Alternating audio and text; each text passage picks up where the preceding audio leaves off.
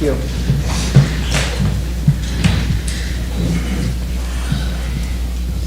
Kashila, Wakantragal. Ke Ampetuna. We told you we are cooking Ampetu, Kiwoki, La Hechalo to Kashila.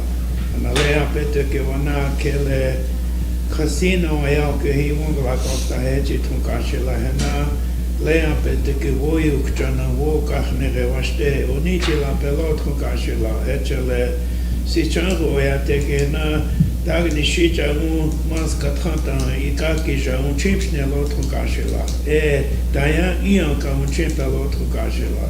Na kele ampetu kele tono homini na ojo kele ampetu kitu kashela o kiena we chose ani waste oniche la peloto kashela na le ampetu ke usho la o mitago yasi. So we have a few that need to be excused. We have Jordan, she's on medical. Cher, sick. Wayne is medical. Lila needs to be excused. Martha and Dara. And the ones that are going to be late today is Lisa and Micah. So is there anybody else? 2 o'clock? Dwight, 2 o'clock? Bill? Monday the 29th. Yeah, okay. Evanstein? 5 o'clock today. Okay.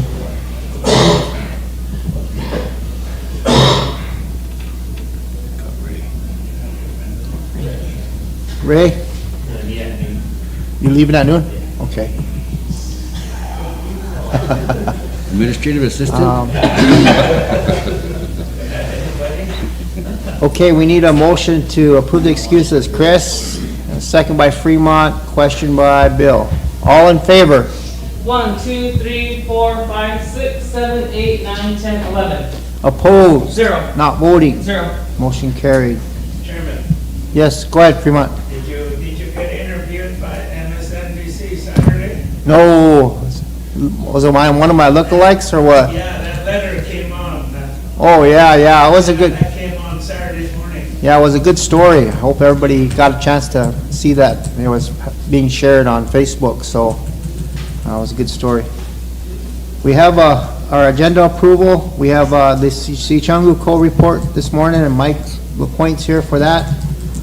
We have our gaming report. The gaming, John Cordier is, he has some type of interviews going on out there, so he can't make it today. He won't be giving that report today.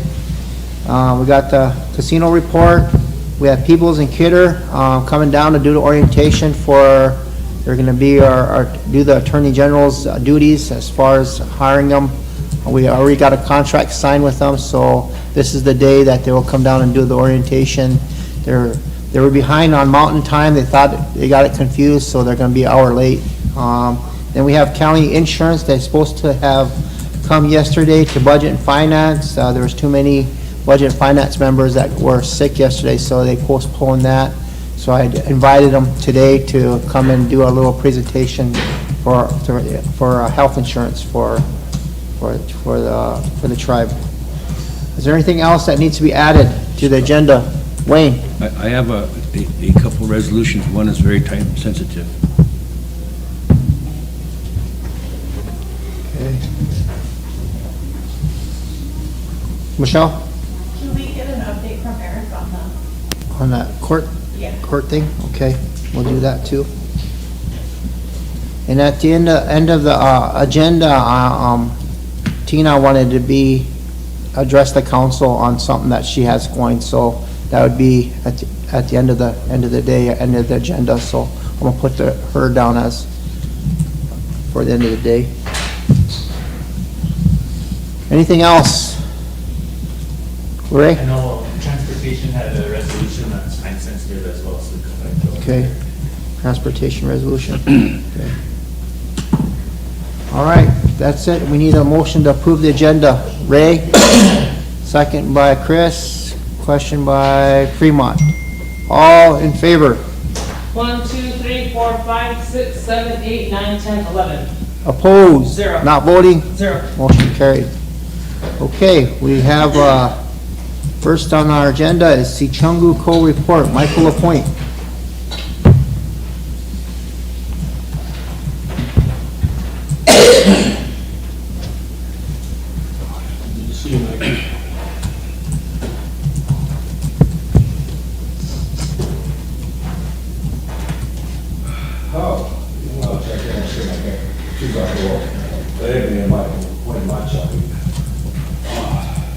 Clay asked me to fill in today. He had to be in Sioux Falls for his daughter's part appointment there in Sanford, so due to that, it's a last minute ask, but I told him I'd be here to fill in for him. So I'll be real brief.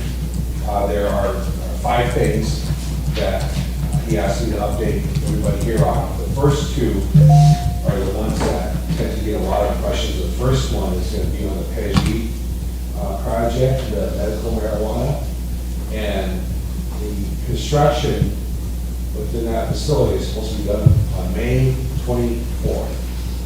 May 24th. And I'm going to tell you that we'll start hiring in the next 2 weeks and get licensing finalized with the commission. Make sure this is on. Oh, there we go. We good? Hear me back there? That's just for the TV, Mike. Oh, all right, good. So again, construction, May 24th, hiring in the next couple of weeks, and they need to get with the licensing commission for that entire process. The second thing that he asked me to give an update on was on the child care facility, and that they're having a special meeting next week on it with the board and the tribe and Gail Spotted Tail, and I believe Wayne is going to be at that one, is what he's saying, for next week. I don't want to be, but What date is that? I don't have a date. Do you know what that date is? Did he set that for you? Okay, I can find out. And then just get an email to the entire council mailbox for that.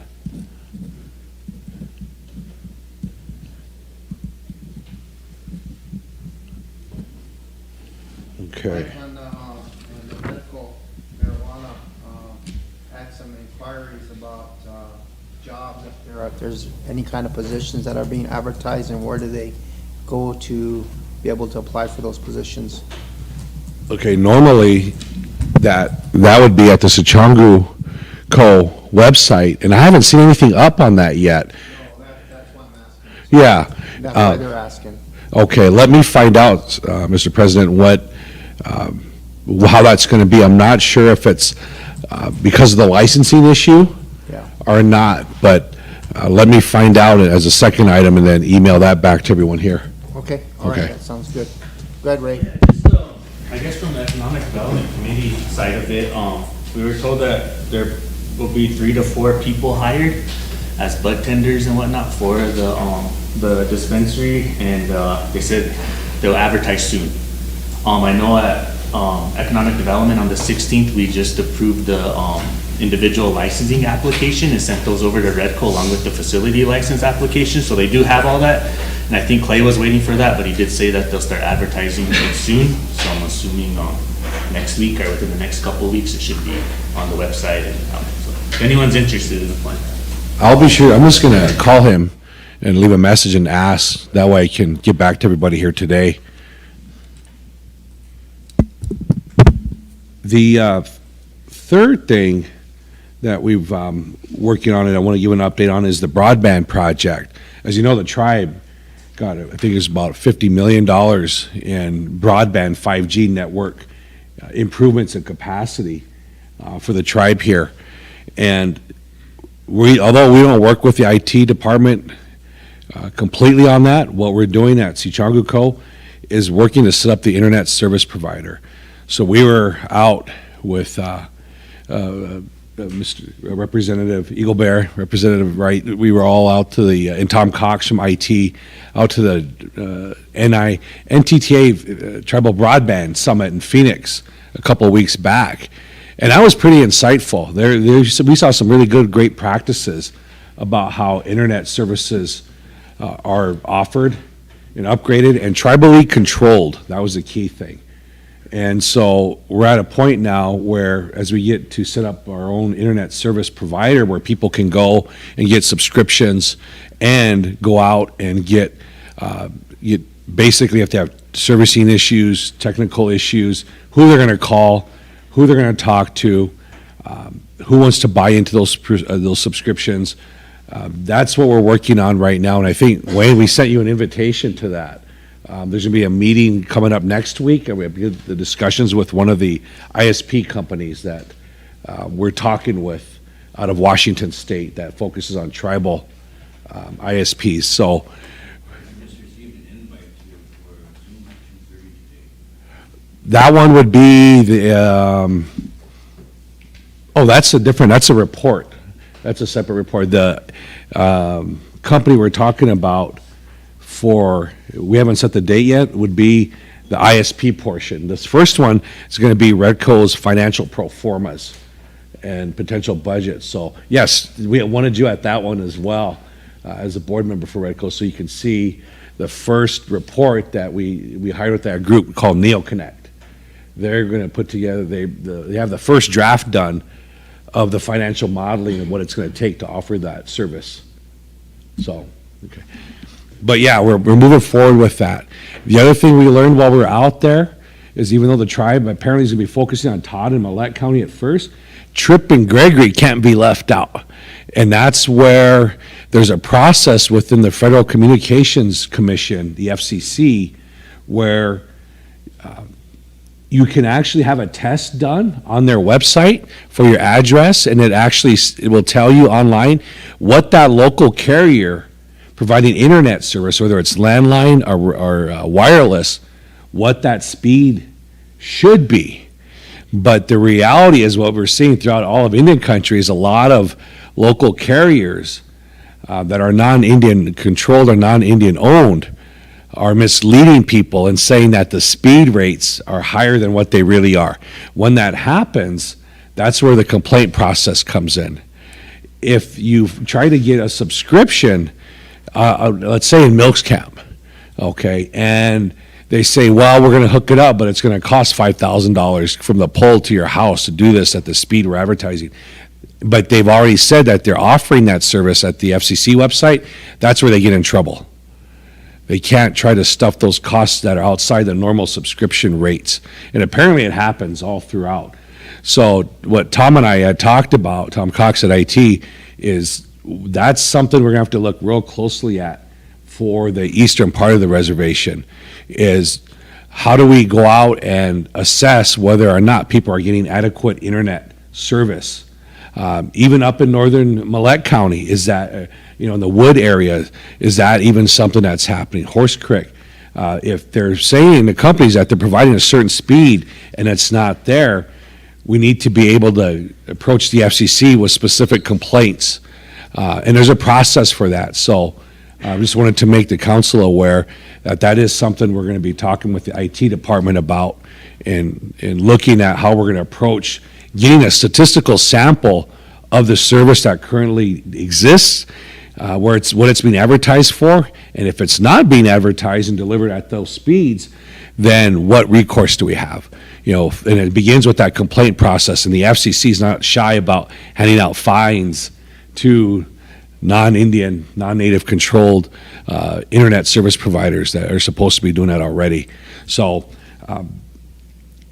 but the other thing would be, in addition to what I was telling Wayne just now about the financial pro formas, that piece has to do with Cangu Co having a storefront. Right now, we're all used to Golden West and Mission, where you go in, get your service, pay your bill, have a technical issue with your cable or landline. That's where you tend to go. And we're going to have to do the same thing. We're going to have to do the same thing with the internet and the higher 5G speed that we want to be able to offer here with that huge award that we got as a tribe. And so, again, the IT department's taking care of that huge infrastructure, the towers and the construction of them. And then on the Redco side, Cangu Co, we're going to have to be able to deal with the subscription side and the servicing and maintenance of some of those households who order service. So that's what we're focusing on right now. And as Wayne said, there's a call this afternoon that some of us are going to be on with that first report of what type of revenue we can expect. One of the things that we really want to try to get is the lifeline for people who are at or below income guidelines that would qualify them to get a reduced rate, so they're not paying for high-speed internet. And over half our people live in poverty. They should be getting that at low or no cost. So that's something that we want to make sure of, that's incorporated into these financial pro formas is that particular piece from the FCC. The second piece, again, that comes from that conference out in Phoenix that some of us were at, would be the companies that are out there to show us actually how to set those things up and maintain them properly. So we don't have a date for that one yet, but I suspect it'll be in the next week or two, and that's when we'll keep, Wayne, you'll see an invite on that one. Okay, so those are the issues with the broadband access. The other thing that I want to give an update on, it has to do with an award that we got. It's called the Small Business Credit Initiative, the State Small Business Credit Initiative, SSBCI award. It was about $7.9 million for tribally owned existing businesses and small and very small disadvantaged businesses. And we're at a point where in June 6th, the U.S. Treasury will come out and do a site visit and to see how we are in our startup phase of that. And Wayne, on the Redco side, you'll see that coming soon, the invites and the agenda development for the board, as well as Scott. President Herman, they want to visit with you too, so we'll send you some information on that here in the next week. So they'll be coming out from DC, and basically what the whole goal there is to help people start their own businesses.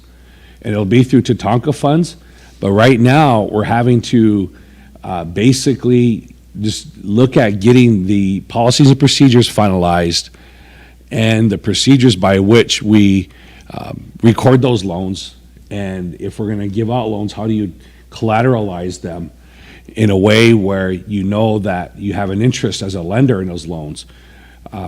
One of the things that happened at the last Economic Development Committee meeting that we were at with Representative Crow Eagle here was there was a motion to have the law firm of the tribe look at perfecting titles. As you know, the 100 Homes Project is one of those projects where the tribe is going to look to do direct lending of the financing of those 100 homes. Well, how do you know that, and how do you record and prove that you're the lender of that? And when someone pays that house off, how do you show that to the actual owner, whether they're on trust land or not? Well, that's a very critical issue that's coming right back to the SSBCI portion, because there, whether you're loaning for beadwork or pizza ovens or auto mechanic shops or beautician services or anything, the same process and procedures are going to come into play by which a lender has to show their ownership interest until that loan's paid off. And then when someone does own a piece of equipment, how can they show that they actually have title to it? You know, and then they could turn around and borrow against that someday too. So we're at a point where that's a real critical issue that we're glad the Economic Development Committee asked the law firm. I think it's, who was that firm again? Representative Cook, is it Pebbles? Or Pebbles and Keider to look at. And I think Wayne, he sat in on that meeting for a little bit that day. So once that's done, that's a key component to what Tatanka funds will be doing for the small business loan piece, because right now they have no way to show that they have a vested interest and have that loan as collateral and that they have the title until it's paid off. Right now, whenever we borrow for or buy a car, we all know we take off to Winter, you know, or at White River, you know, and you get your title. It sits there until you pay it off, then it shows up in the mail.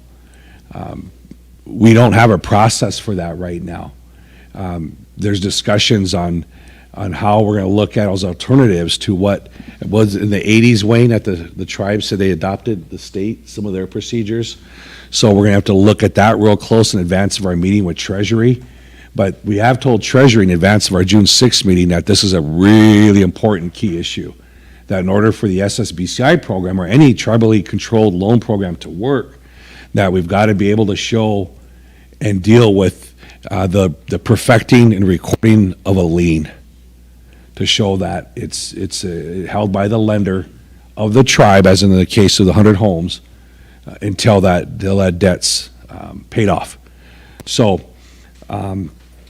those were really the key things that needed to be updated on as of right now. Are there any questions that I could entertain to those items? Ruben,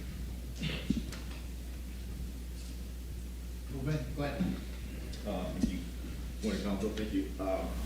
With the broadband type thing, I know there was an issue that came up in the past couple months here about our internet service provider right now, that it is, they're kind of shutting down our process of trying to get more funding to try to expand, I guess. So I'm kind of hoping that this is where we are able to, I guess, if that happens to just, they pull everything, are we ready for that? I mean, I'm glad you guys are going to get all that information, but are we ready for that in case that happens? Around here locally, because of course, if they lose internet, I guess around here, a lot of people say it's the end of the world because they can't get on their phone anymore. So, but if we can get that, that's one thing I'm looking at. And again, our ISP right now is kind of holding us, I guess, hostage, I guess you can say. So, for me, I just want to know where that's at and if we have a contingency plan in case something like that happens. So that's what I'm kind of concerned about because again, that's our technology. I guess we need to move forward. I'm all about our tribe helping ourselves out by providing it for our own tribal members. But again, if there's somebody holding us, at bay to say, well, we got all the rights to this, are we capable of at least doing that? So those are my questions about that ISP. So thank you. Yep. Representative Blackburn, one of the things that, I'm glad you asked that because one of the things that kept me up at night was as we embarked on this whole effort, it was one thing for the tribe to put up, approximately $50 million in infrastructure and towers, but how in the heck was Cangu Co going to operate and maintain and provide service subscriptions and maintenance in homes for all the subscribers? As you probably know, all it's going to take is one drop call, one fail call, and someone suffers a medical condition, or worst case, someone passes away from something because we didn't have internet or they couldn't make a call. And those are real life implications here at home where if you don't have the ability to stay connected to emergency services, especially year round, whether it's good weather or bad weather, it has a real life impact on everyone. So I was telling our treasurer, Mr. Boyd, that once I got back from Phoenix, I felt a lot better having talked with some of the companies that are out there helping tribes actually run these things properly and with the right backup systems and to have them adequately funded so that the possibility of when a failure does occur for whatever reason, that there are backups in place and that service will be provided year-round, 24 hours a day, 7 days a week. The bandwidth needs are getting greater. There's more telemedicine needs out in the rural areas. There's things that we should be doing, whether it's IHS or a 638 program, health admin or otherwise, CHR, otherwise tapping into those. Our schools, one of the things we learned in the pandemic was that we didn't have adequate bandwidth or connections in the outlying areas for kids to log in to whether it was Todd County, St. Francis, White River, even in Winter or South Central, out in the eastern part of the reservation. So it's just a fact of life. It isn't just a social media thing anymore. Whether it's an emergency call to 911, whether it's to the hospital, an ambulance service, or to EPP, that signal has to be there. In addition to all the stuff that kids demand at home with the video games and, and the Xbox and PS5s, that takes a lot of bandwidth. And the movies they watch these days, or even households, it's just a lot. So the bottom line is we're looking at that. We feel better. The second thing to your question on the funding, we've heard and seen what happened at Crow Creek when there was, I'll just say it, political interference from the federal level when some tribes tried to expand, and those local carriers stepped in to try to stop a tribe from moving forward with their own. We've seen that. We've taken note of it, and the questions that seem to be coming up in Indian country is if you're a local non-Indian controlled ISP provider and you've gotten funds to expand into Indian country and you say it's the entire reservation is covered, is it truly covered? Because we're hearing that it's not. And that's why those FCC tests online, when you plug in your house address, are important. So I would suggest Google FCC and just look for, and you type in your address, even your 911 address, and there should be a way to test that. That's listed on the website and the map. As we move forward with a plan to address that and to test especially the eastern part, where then you force the local carriers to provide that service they say they're doing, we'll have more over that in the next couple of months here. But in the meantime, that issue did come up on the funding piece. If you're getting all these funds and it's not a small amount of chump change, we're talking millions of dollars, then why is it, and you're saying it's in let's say at Rosebud, all 20 communities, why isn't it there? Because people clearly know it's not. So, yes. I got a follow-up, Mr. Chairman.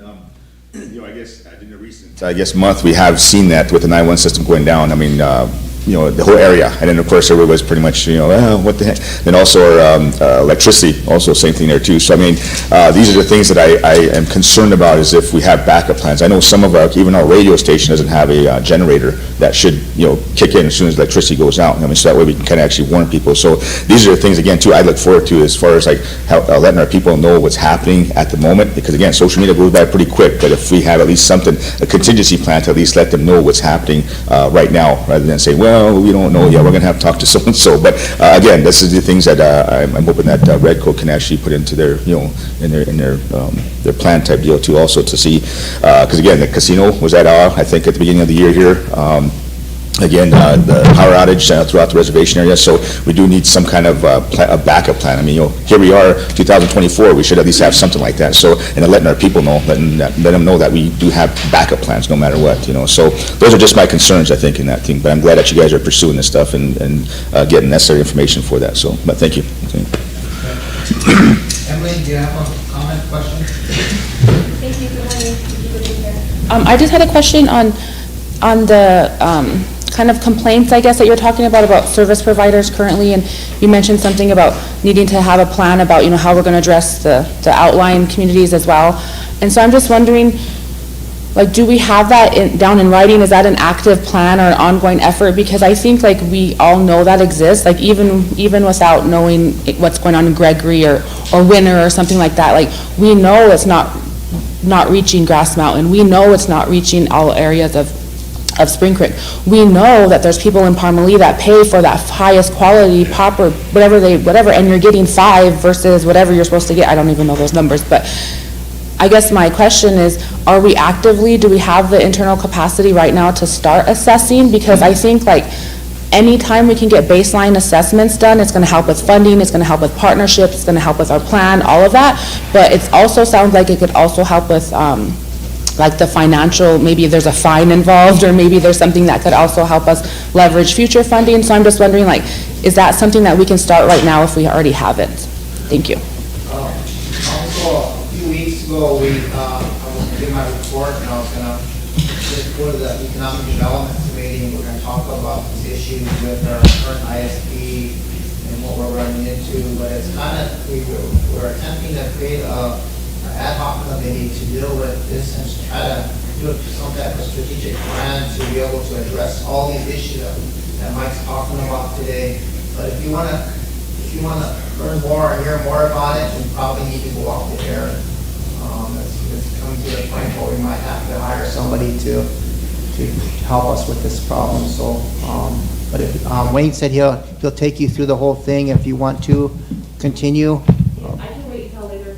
Okay, all right, okay, we'll do that. So, thanks, Mike, for giving us that report. So, I guess just without getting into the funding issue with current ISPs, what I can say, Representative, is that the process is just beginning. Tom Cox and I have talked about gaming out a strategy of what we're going to need to go to at least either 10% or up to a third of the households through a statistical sample in the outlying areas where there's deeper valleys like Spring Creek and Grass Mountain, and get a sampling done. We have to come up with a budget, and who's going to do that? We think it's going to be the younger tech-savvy kids or young adults who aren't as afraid and who would know, rather than our grandmothers and elders trying to determine the bandwidth in the house. So we'll come up with something here, in the next 60 days and find out what it's going to cost to do that and update the council as we progress. I just wanted to explain to the council without getting into the details, because we're in potential of some lawsuits, but basically what we're doing is we're taking this money we've got and we're gonna light up every home on the reservation. The only way to do that in a timely manner was to point, because it takes too long to put that fiber in the ground to each home. So every home, by this time next year, will have 5G, Grass Mountain or whatever. That's our plan. The ultimate plan is to have fiber to every home. That's going to take a lot more time, a lot more expense. We're working on some plans right now to get fiber to the community, but again, there's a lot of stuff that's going on that's to be litigated, so I don't want to talk about it on the air. Go ahead, Mike. Yeah, is that, are you done? Yes, thank you. That concludes my report. Is there any more questions for Mike? Now, we need a motion to approve. Ray, second by Chris, question by Emily. All in favor? 1, 2, 3, 4, 5, 6, 7, 8, 9, 10, 11.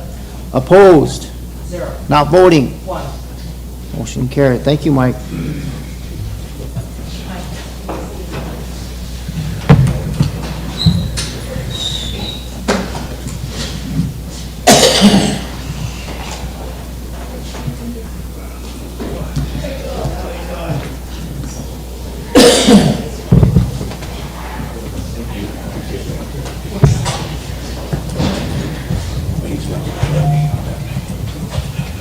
All right, thanks for coming.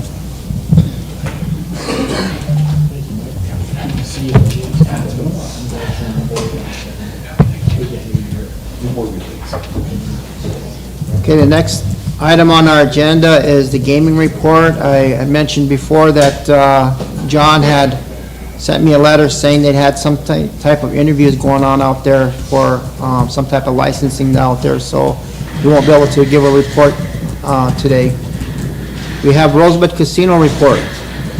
Ken? Marketing, okay.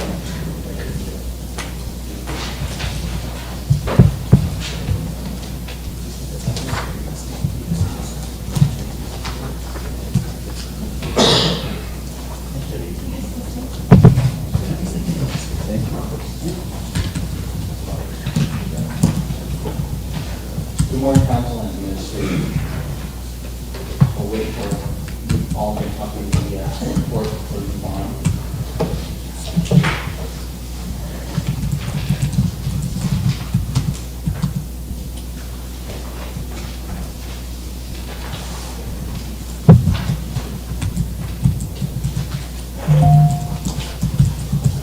So, March was good for us.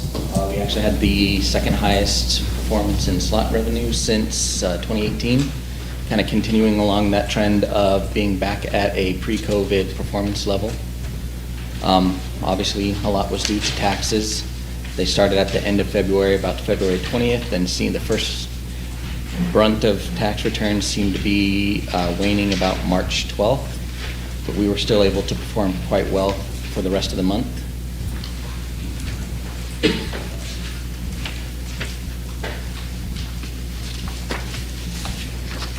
If there's any other questions specifically about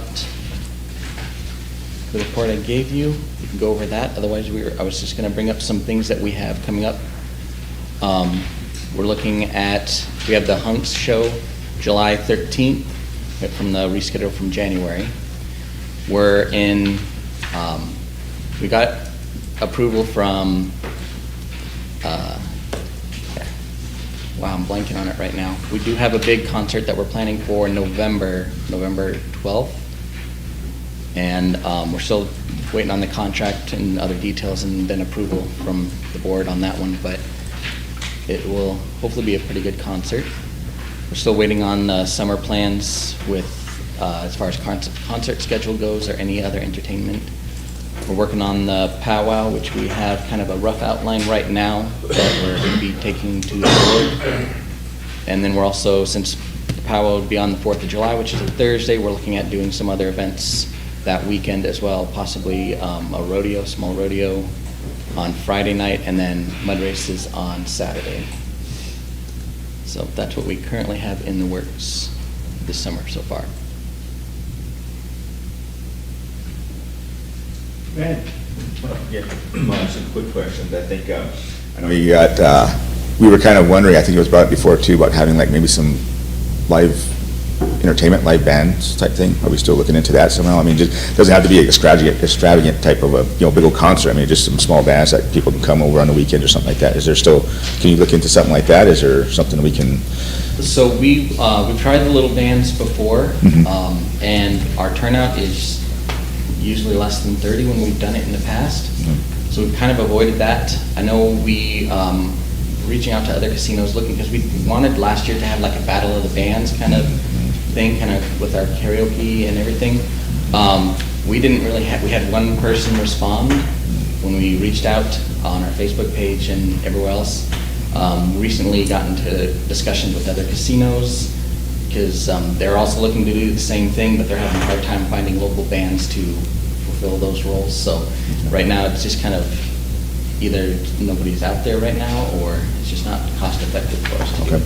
Is that just in a process of like maybe a month or so, or for the whole year, or previous years? Or So what? we looked at doing it last September.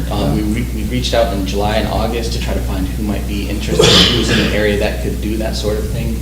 And yeah, we just didn't get that strong of a response. Okay. Yeah, those are some questions I had, and a couple of people were asking about it, just because that's something that be entertaining, I guess, to go out to the casino, there's really not much going on out there, so we want to hopefully look for something like that, but that was just a question I had. Thank you. Yeah, just to follow up with that, with Ben's question, so I understand that it sounded like it was in the fall when you were reaching out to them, so considering the summertime, it might be a different turnout. I mean, it might be an estimate, because there isn't very much entertainment options around here, especially in the summertime when the weather's nicer. Yep. So that might be something to look into, what Ben is suggesting, because maybe there'd be more interest being that it's summertime, but I just wanted to make mention of that, because when you did reach out, it was in the fall time, and I know school and all that stuff starts up as well too, but summertime might be the best time to explore that option.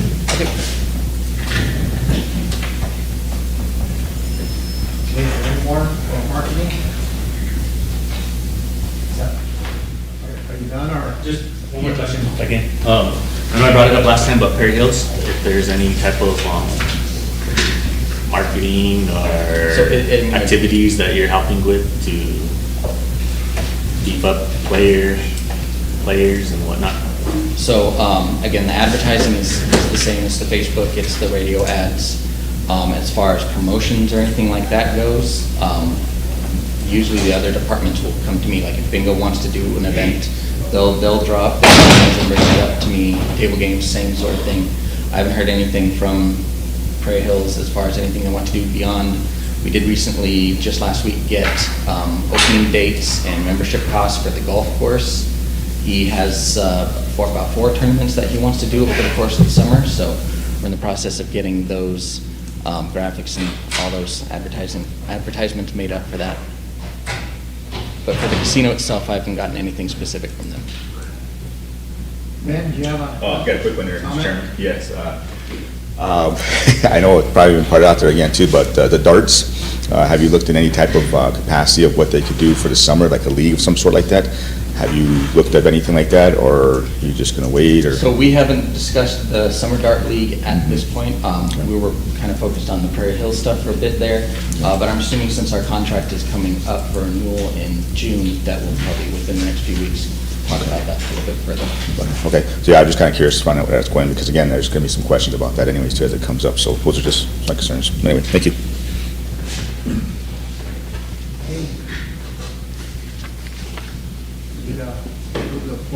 Report on marketing. Chris? I agree with you. Motion to give motion. Second, Micah. Question by Bill. All in favor? 1, 2, 3, 4, 5, 6, 7, 8, 9, 10, 11, 12. Opposed? 0. Not voting? 0. Motion carried.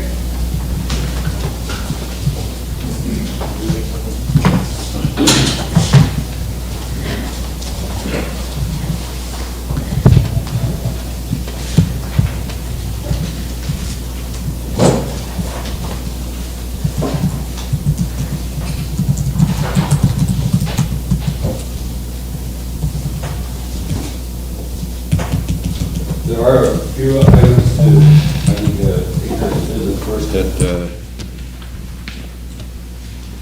so that you're up to date, and then I'll give an overview of a lot of different other activities. But one of the first things that we'd like to have council do is approve the contract for the new general manager. The board of directors met last night and referred that to council for approval. The contract was drafted by the attorney Eric, and then we edited some of the different areas in there and provided some of the information, so that's in place.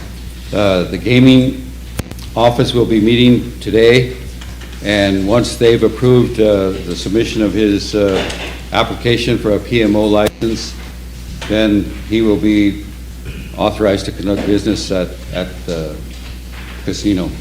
I think we're being very cautious, considering the last time that we were in this phase. We ran into some problems with the Gaming Commission, and I think that we didn't want to repeat that whole area again, so that we've been more cautious on our activities in that area. Ken, I got a question as far as the resolution to approve a contract. Has this been the process before where we've done that, or we've approved by, I know they made a motion the last, was at the casino to basically hire Mr. Foss. And, I don't know, I didn't realize we had to approve it by resolution.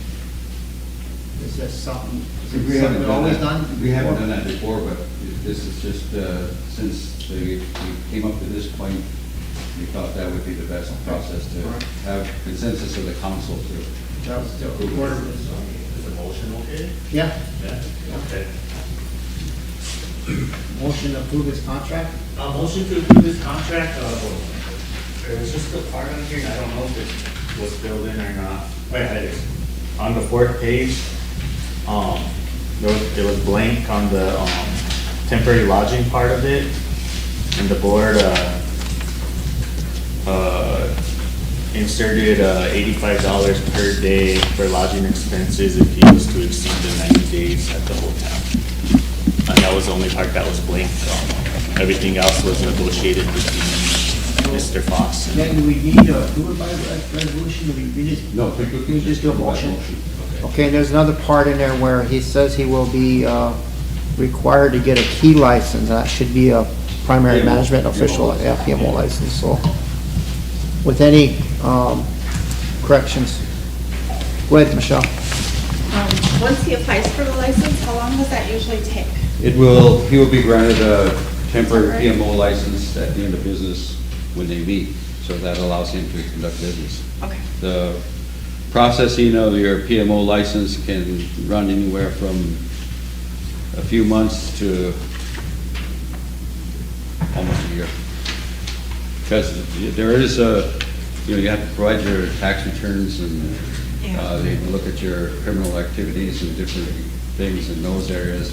If all of that is clear, then it gets the okay on having a status PMO license.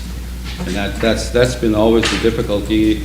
Pretty extensive. Yeah. So it's, I think Scott's gone through there. Man's been through it. Yeah. So, and they'll call you up and ask you a question of what you did 40 years ago, and you're trying to think, but that happened to me. And any of the individuals that I needed to talk to had already passed away, so what could I do? But luckily, some records were located, and that they moved on with. So I've had a PMO license probably for almost 25 years now. So it's something that, if you get it, you better hang on to it, because you never know when it may be needed. Yeah. But this will allow Mr. Foss then to conduct business at, as a GM at the casino. Then at that time, we'll orient him on all of the information regarding the finances and other things, because that's part of our ordinance, is that without that PMO license, you cannot, be involved in the hiring and financial aspects of what goes on at the casino. So we've been trying to follow that as much as possible. Any of the additional other approvals, some of those are handled by the board of directors. If there is something that is in addition to that, then we will be appearing before council to make those requests.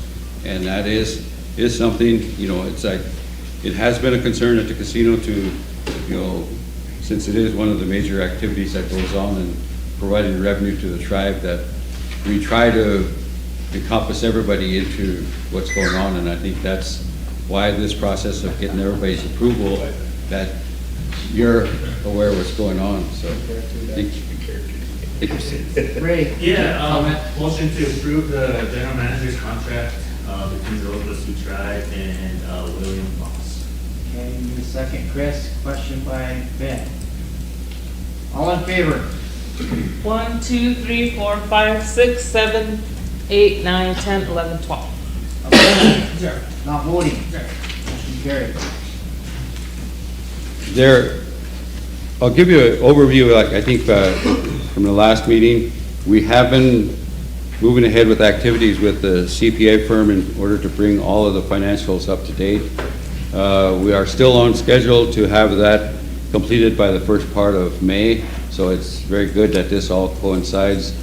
We are current on all the different taxes that needed to be paid, the luxury tax, the sales tax, all of those have been up to date, updated.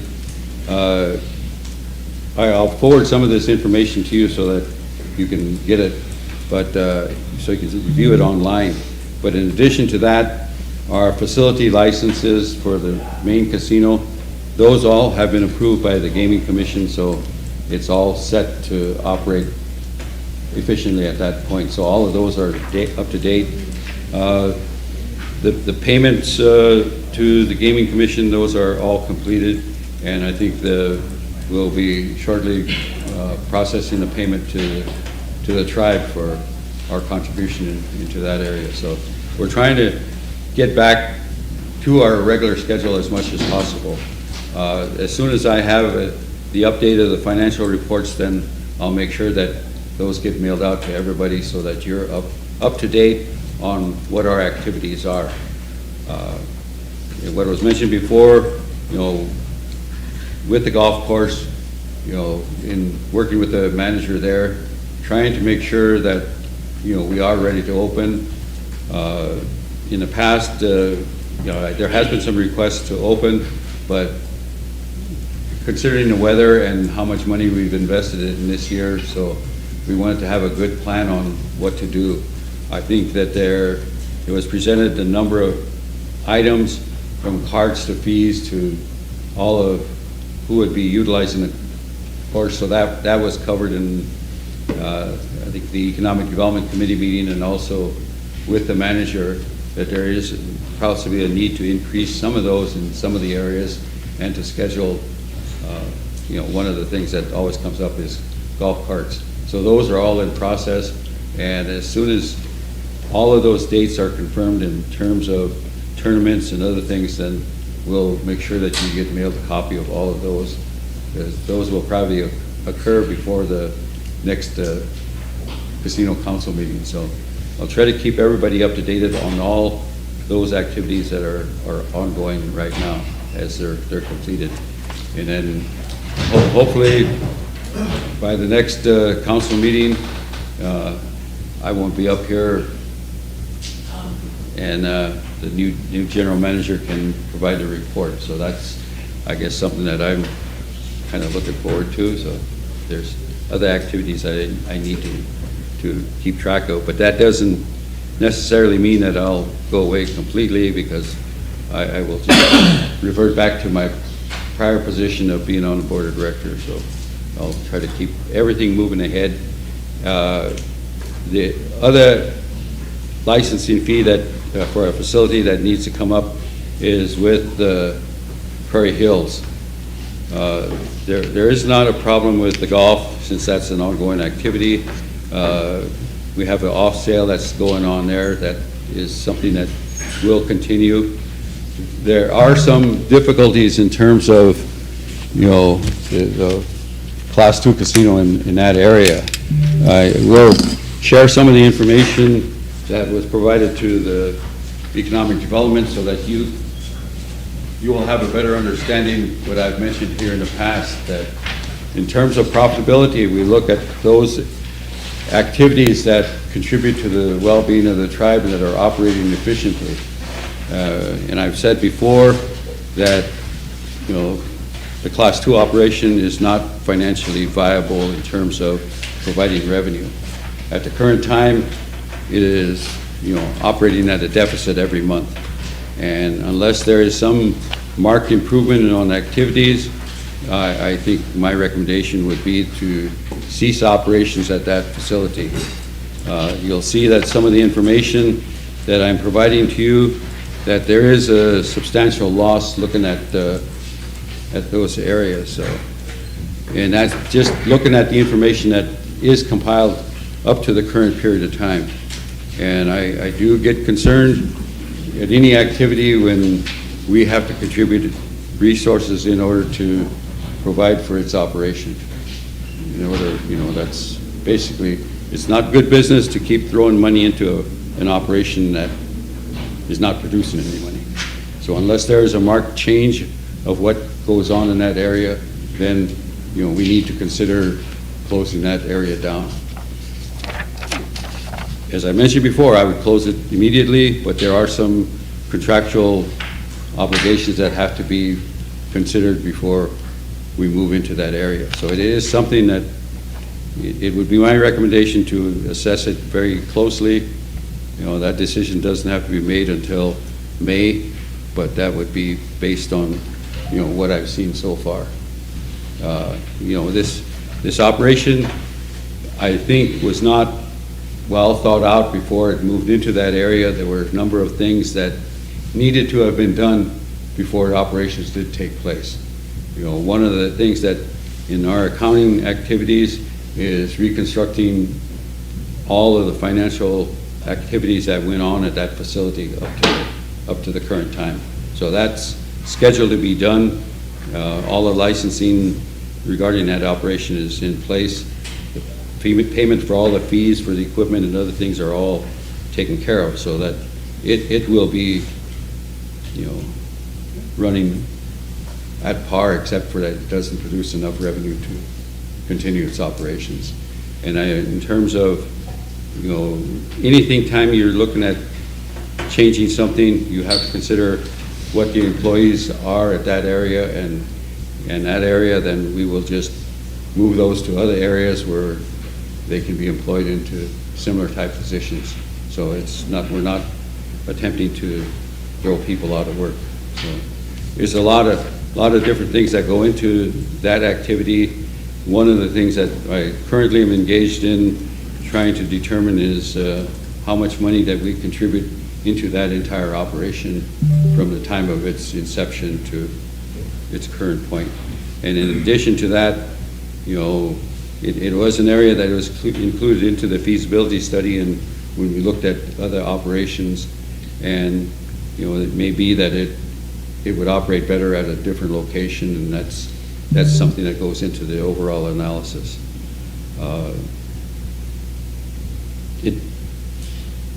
In the past, it has been, much favorable in terms of generating revenue, but not at the current location.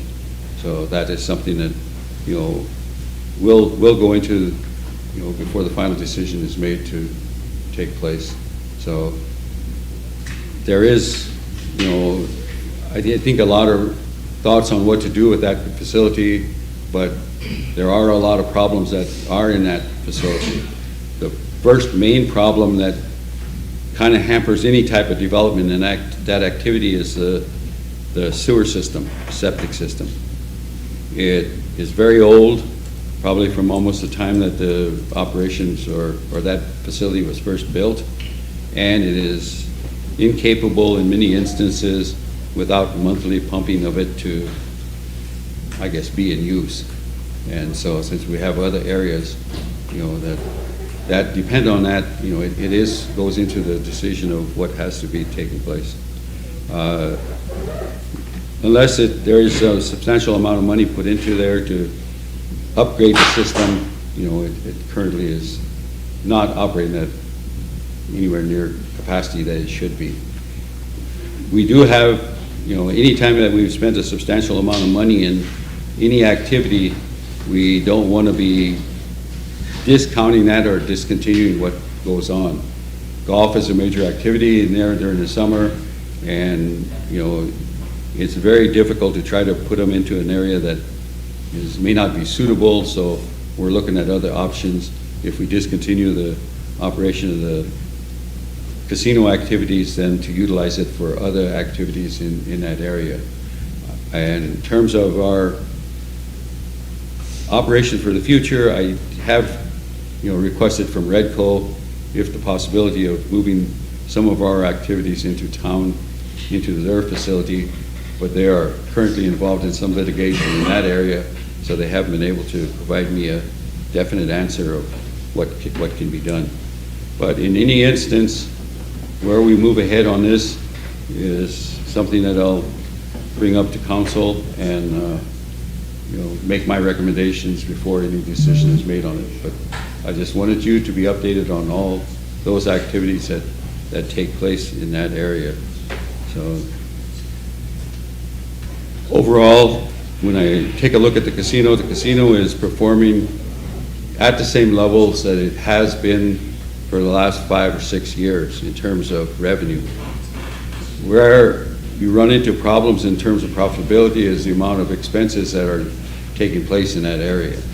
So if you want to increase the total amount of revenue in there, then you have to be very considerate of what your expenses are and to operate within that area. I know that, you know, it is a major employer and a major producer of revenue for the tribe. I know that for the future, we've discussed additional areas to provide, you know, continued operations, and those are still moving ahead. The feasibility is still moving ahead. Design aspects of it are still in conjunction with that, but there are still a lot of data and information to obtain. So a lot of the future of how activities will go on will be with the new general manager in terms of the operation of the facility. I think, you know, he has an extensive amount of experience, and I think that that's valuable. He is knowledgeable on the regulations of what it takes to run the casino. So, you know, it is a very, very good operation. So at this time, I'd like to introduce Mr. Foss. Please come up. Morning. Good morning. Good morning to everybody. And he will give a little bit overview of, you know, he's not officially in his 100% capacity, but he can give you, you know, some of his experience and capabilities and provide that, so you'll have a better knowledge of the new GM. I'll be glad to talk about what I'm allowed to talk about.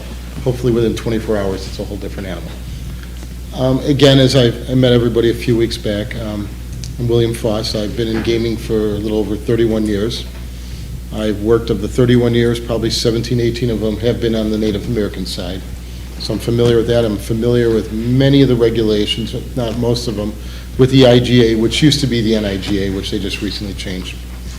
So as far as regulatory, what can and can't do, I'm pretty well up in our knowing about it. I've got good relationships with people there and everything else. As far as gaming operations, I feel I'm pretty halfway decent at it, and I've learned from some of the best. You'll never hear me say it, because I'm far from it, but the people I've been lucky enough to learn from are just brilliant out there, and I am lucky to have worked under them and learned from them. You've got a project, and I call it a project, so please don't take it as anything wrong. You've got a beautiful project that actually, it doesn't matter if the building's 30 years old, there's a lot of good things we can do with it. First things first, in the end, it's, you know, getting machines up and operating, putting together what it costs to do, what machines do we want to, we'll run slot reports, what machines aren't worth keeping on the floor that we could cannibalize for parts to save money on parts too. That's just a regular general tactic of keeping the floor up and going. We'll analyze what you're paying in participation, what can we do when it comes to replacing some of those machines to what we call bucket sales. where their participation within 2 years, you own the machines and things like that, which in the long run, again, then you get to keep 100% of revenue out of those machines and things like that. That's one thing. We'll work with every department, give them the support that they need to succeed. I'll be willing and more than glad to answer every question you have, and if I don't have an answer, I will get you the answer. It'll be just that simple. I look forward to this. This is what I call fun, walking into somewhere and molding it, and I really, really enjoy this sort of thing. I'm living out here. I'm gonna, I won't be in the hotel for 90 days, as nice as it sounds. I'll probably gain too much weight doing that. But I appreciate all the hospitality that I've gotten so far. It's been great. The people are there. And again, I want to give everyone what they need to succeed, whether it costs us, doesn't cost us, whether it's calling a relationship with somebody I know in for help, whatever it is, and teaching them the way I look at it. It's a career. It is, at least to me, and I like the managers to consider it that way too. It's not a Monday through Friday, 9 to 5 job. It's not. Your operation's open 20-plus hours a day, and we have to consider it in that direction too. I will help Marcus. We will analyze that database. We will break it down to every different direction it can be broken down. How do I get people coming in? How do I get an extra $10, $20 every time they come in by what we can offer them as what we call perceived value? We'll do a lot of things. Again, by tomorrow, I'd be more than glad to talk about everything that's running through my mind, but I don't want the gaming commission thinking that I'm jumping any hoops at this point yet, and everything else. But I'm really looking forward to it, and my door is open to anybody in this room that wants to talk. As I said before, the only time it's closed is when my kids call for money, then you'll hear me yelling, and that's the only thing about it. But otherwise, I work for you. I'm here to use my experiences to create more revenue, more profit, that obviously, funnels its way to the tribe, and that's my job. That's what I'm looking forward to doing. And again, I appreciate the opportunity, and I am looking forward to being here at the next meeting, talking and answering every question and giving you my honest opinion on things. But I won't give you an opinion on something if I don't believe I have a solution to it. There's no reason to stand up here and tell you something's wrong if I don't have a solution to it, because I'm not doing my job at that point. And that's what I will be more than glad to do. And again, I'll answer any and all questions. Again, I appreciate the opportunity, but I can ramble on here for hours, and you guys got better things to do with your time. Thank you all very much. Thank you. Thank you. Thank you. Thank you very much. Thank you. Thank you. Please call me Bill. When you come to Mr. Fox, I wish to see my father saying that.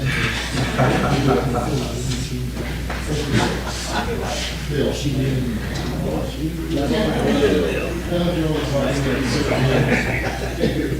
Thank you very much. Talk to you soon, sir. Thank you very much.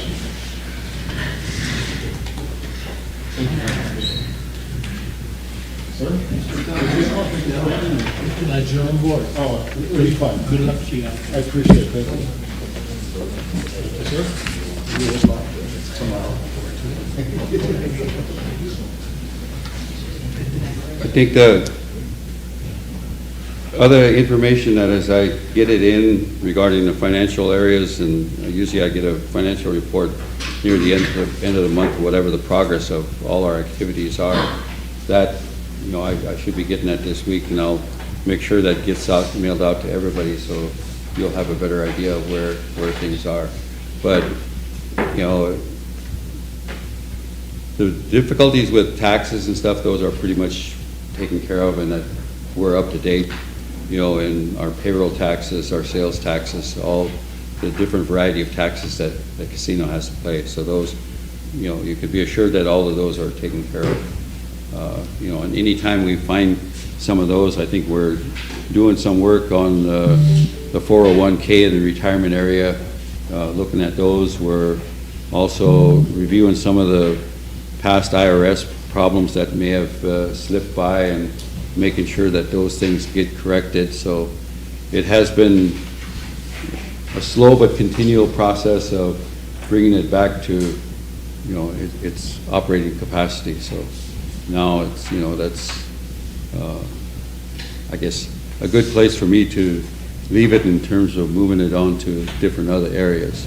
I think that, there's always some nice little rumors. I think there was some that was running around is that I make $100,000 from the casino and $100,000 from my regular job. That's far from true. It's kind of amusing. I would like it if I made that much money, but last year, if you look at my W-2 from the casino, I only charged the casino for $15,000. So, I'm aware at the time that I embarked on this that, the place was having some very financial problems. And since I'm a tribal member and part of what goes on there, I have some vested interest to make sure that that moves ahead. So that's, I guess, my contribution to making sure that things operate. In terms of my directorship in the other place, I think I may be one of the lower paid directors in the tribe. And I just this week, on the 18th, I finished about 12 years of time working at SRD. So that's and then we have, this will allow me to phase out of this area and move on to other areas that tribal projects are in the process on. And some of those, there's a lot of due dates and different things coming up, so it will allow me to get back to those. So that's all I have for right now. When I do complete everything and what I'm doing, I'll provide a written report on all of the activities of what's taking place at the casino, so you'll have a good idea of what was dealt with.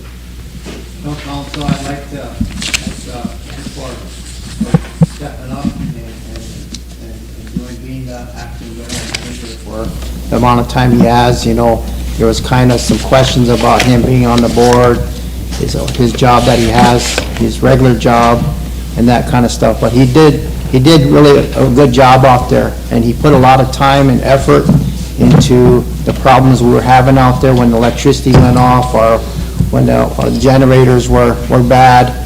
He stepped up and he made sure that everybody knew what was going on, and he's very good at communicating with the people out there as far as what needs to be done when there's problems happening. So I really like to thank Ken for stepping up and doing what he did. So I know he has another week or so, but thank you, Ken. We appreciate all your time and effort that you put out there. So thank you. Thank you. I need a motion to approve the casino report. Chris, second by Ray. Emily, question. All in favor? 1, 2, 3, 4, 5, 6, 7, 8, 9, 10, 11, 12, 13. Opposed? 0. Not voting? 0. Motion carried.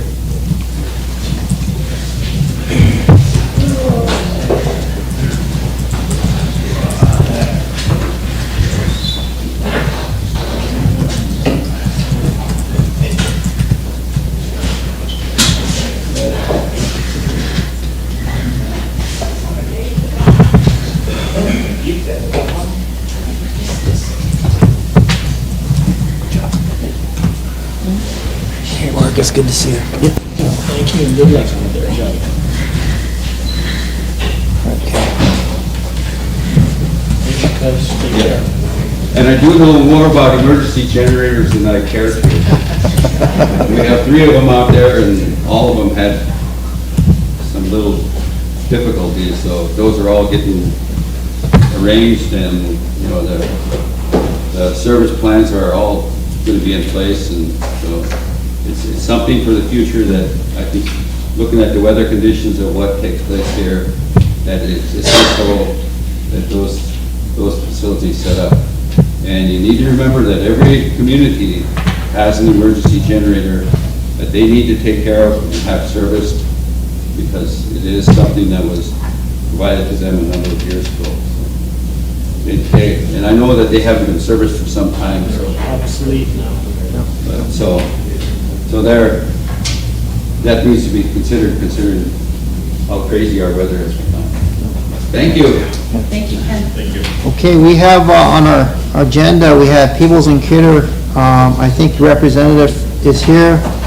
You guys want to take a short 10-minute break, and then we'll let him do his thing as far as orientation to the council. Pebbles and Keider is going to be we hired him to do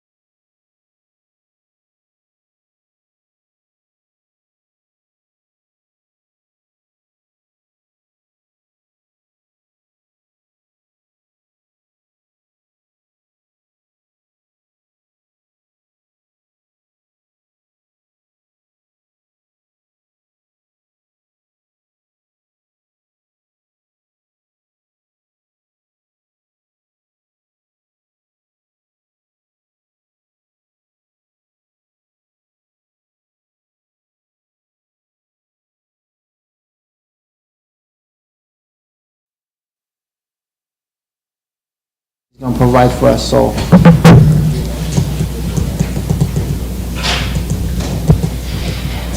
Yep. Approach bench. Yep, might as well.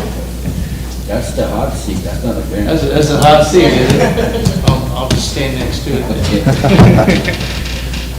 What can I say? Blake Paulus, I'm a MODOC tribal member down south in Oklahoma, and was the first tribal member to go to law school, graduate, and get barred in the state of Kansas, Missouri, and Oklahoma.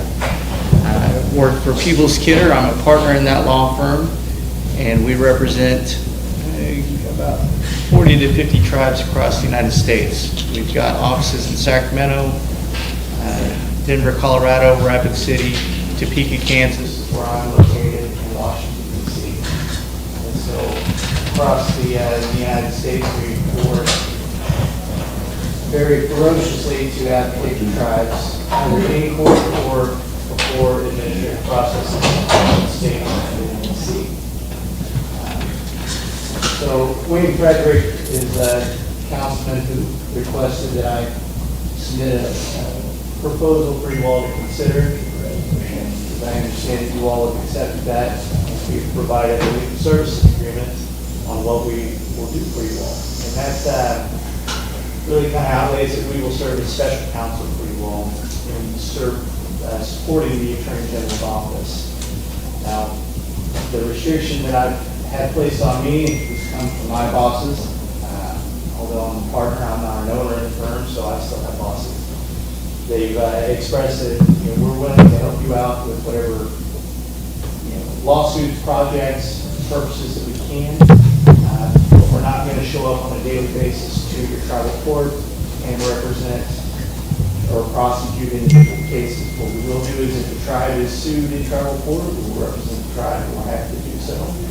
If you want to take on cases such as what Ogallala has done in pursuing lost revenues for law enforcement, we can take on those types of cases as well. If you want to sue the state, I'm all about suing the state. I understand you all have a blossoming relationship with the governor. And so, there's different things along those lines, compact negotiations, contracts, agreements, if you have disputes that arise, if you need us to help with the negotiation process. We're there for that specific purpose. I do want to outline too that we're also not going to act unless you tell us to act on your behalf. So we need directive from council in order to go take care of business. And I don't want to field calls from individual council members to have their issues vented out or vetted or anything along those lines. We want to be clear that we cost money. We don't like to overbill our clients. We want to keep it reasonable because that keeps us in business and that keeps you in business. We don't want to overextend you, and we're going to be clear about whether or not that this is a good area to pursue. It's sometimes a tough conversation with clients to say it's a good idea, but we need to look at the dollars and cents that come along with this particular issue. And so let's make a smart decision as well as a cost-effective decision. So prior to coming on board with Pebbles and Keider, I served as Attorney General for my tribe. Being the first law school graduate, it also came with the perk if I got to be the first Attorney General and deal with all the problems that revolve around that. In that capacity, you can walk into a pretty good gauntlet pretty quickly. From that opportunity, I took a position with Pebbles and Keider and we've worked with them since the end of 2019. So that's been really kind of my home and representing other tribes, nonprofit organizations, tribal companies, and the occasional, Indian matter that comes, just needs to be taken care of, whatever it may be. Blake, I think today we're kind of interested in how it's going to be set up, structured over there. Is there going to be somebody over there? How you're going to communicate with your office staff over there? What's their role in all of this? We can talk about maybe even having maybe a assistant attorney general that might be helpful too. I mean, if it's a possibility, if we do something like that. But what's going to make us have the best attorney general's office and and be productive over there, because our Attorney General office has oversight of our prosecution side of our prosecutors and that. So how are we going to deal with all this? How are you going to have communication with your office staff over there? How's this all going to look? And how's all this going to play out? We got our staff back there. We have 3 of them back there. We have Mary, Ms. Crew, and then John back there that work in the Attorney General's office. But Mary, you want to introduce yourself and maybe tell them what you do over there? Okay. Good morning, Council. Good morning, sir. My name is Mary Smith, and I'm a background investigator, adjudication officer for 16 programs within our tribe. And what we do is we do character backgrounds on all the individuals that work in our tribal programs at our 638. And that includes, like I said, law enforcement, Head Start, all the programs that work with our children. So I do the backgrounds and the adjudications for those programs. And I've been there 16, going on 16 years now, so I'm getting ready to retire. Well, it sounds like we got to replace her. Not replaceable, but we'll find somebody. Oh, yeah. Give them a lowdown on what you do over there. Good morning, Council. My name is John Edwards. I'm the admin assistant for the Attorney General's office. I take care of all the funding, their bills, their budgets, just basically everything to keep the office running smoothly, and that's just about it. John also helps me with my backgrounds because he does adjudications when. Oh, yeah. And so he also Sometimes helps background us. stuff. Do you have anybody from the prosecutor's office? Are we all busy? No. I'm Sharon Guru. I work in the prosecutor's office. I've been there about 12 years. I'm the victim witness coordinator. I'm also a legal advocate and administrative assistant, so I wear several different hats. Sounds like. Go ahead, Lisa. Thanks, Blake. Thanks for coming from Oklahoma. So I just have a couple of questions. Are you familiar with our or have you looked over our Attorney General ordinance? I have not yet. Okay. Not yet. Just to kind of see what roles and duties we expect out of the Attorney General. I'm certainly hitting the ground running and catching more of the runs here. It's, I think a lot of this too is we've kind of had the slow development of making sure that we have an agreement, what the agreement is going to entail, and then really setting up parameters of what needs to be done. Okay. We'll certainly review the Attorney General's code. We'll probably have to review all the other relative codes that are going to come into effect as well. Okay, we'll probably have the Secretary's office get you copies of that before you leave today. And also, like, part of what we really would like the assistance on is legal review on our ordinances and our contracts to ensure that we maintain our sovereignty within our courts for any disputes. And if if we can email those, if you work with Eric on those, I know sometimes we overload him with a lot of those with contracts out of all of our programs, and including the ordinances too that need to be amended and updated. So our policies that need legal review, if you have a team that can do that also. And then I don't know if you can go over and visit the prosecutor's office too to kind of see how they operate and what their court schedule is and how they work. Sure. Because I think in the ordinance it says they're the overall supervisor of the prosecution office. So They do have supervisor over the prosecutor's office, and now we don't have one. I had to appoint somebody because it comes to some conflict of interest for me to do that for the separation of powers. So I did appoint somebody over there to be a lead prosecutor or head of the prosecution office. So perfect. Okay. Thank you for coming, actually being here. I know when you mentioned the opening statement there that you'll have somebody here representing us in the court or every day, or is that what you? I think that sounds like we're gonna have to get that worked out and make sure that somebody's on site. Yeah, we do need somebody here constantly to be able to oversee a lot of these things that we're doing, also not only that, but travel and also other things that come up as time goes on here. But, so yeah, I'm kind of concerned now that if you're saying you're not really gonna be here, that's much to be good. So, that's what we straight right now is to make sure that, you know, you guys are the best fit here, and not only that, but you guys are here on a constant basis, a continued basis to help, you know, not only supervise you, but also help us as we move forward to try to, litigation. So, is that? Sure. To be frank, I think when we submitted this proposal, it was to support the Attorney General's office.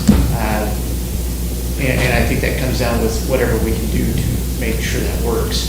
Now, as far as somebody on the ground, I'd love to have somebody to work with on the ground and have them probably be more point, and then we support them in that position. We can certainly work this out in whatever way is necessary or needs to be fit to make sure that you guys are satisfied with the job that needs to be done.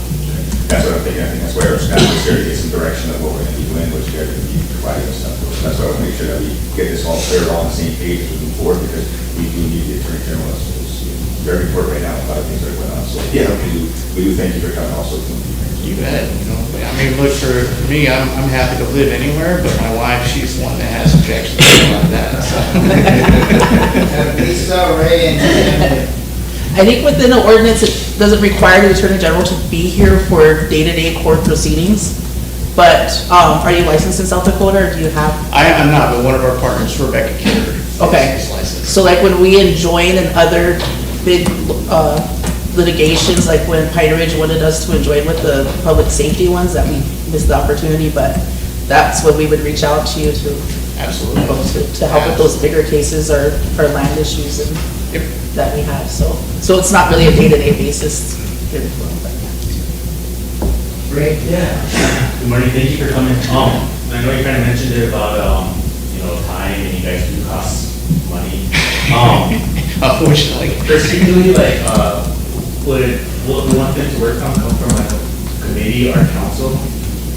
Would that be easier to make motions and then give it to them? I think the idea of having Lake here today was part of their contract that they're supposed to give the council an orientation. We're supposed to talk about how this is all put together.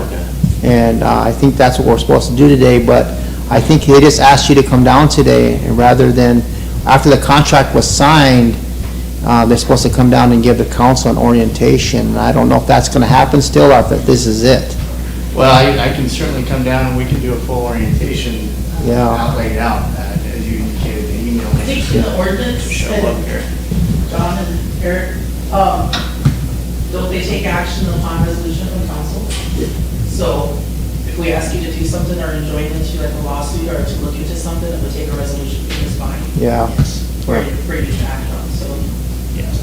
I think the question is that how's this all going to come together? You know, are they going to be here? And that was the question when we made a motion to accept a proposal was, are they going to have somebody on site? Are these guys going to be able to call somebody if they need help with something, the prosecutor's office or the office staff? Are they going to be able to communicate with somebody over the phone, or how does this all work?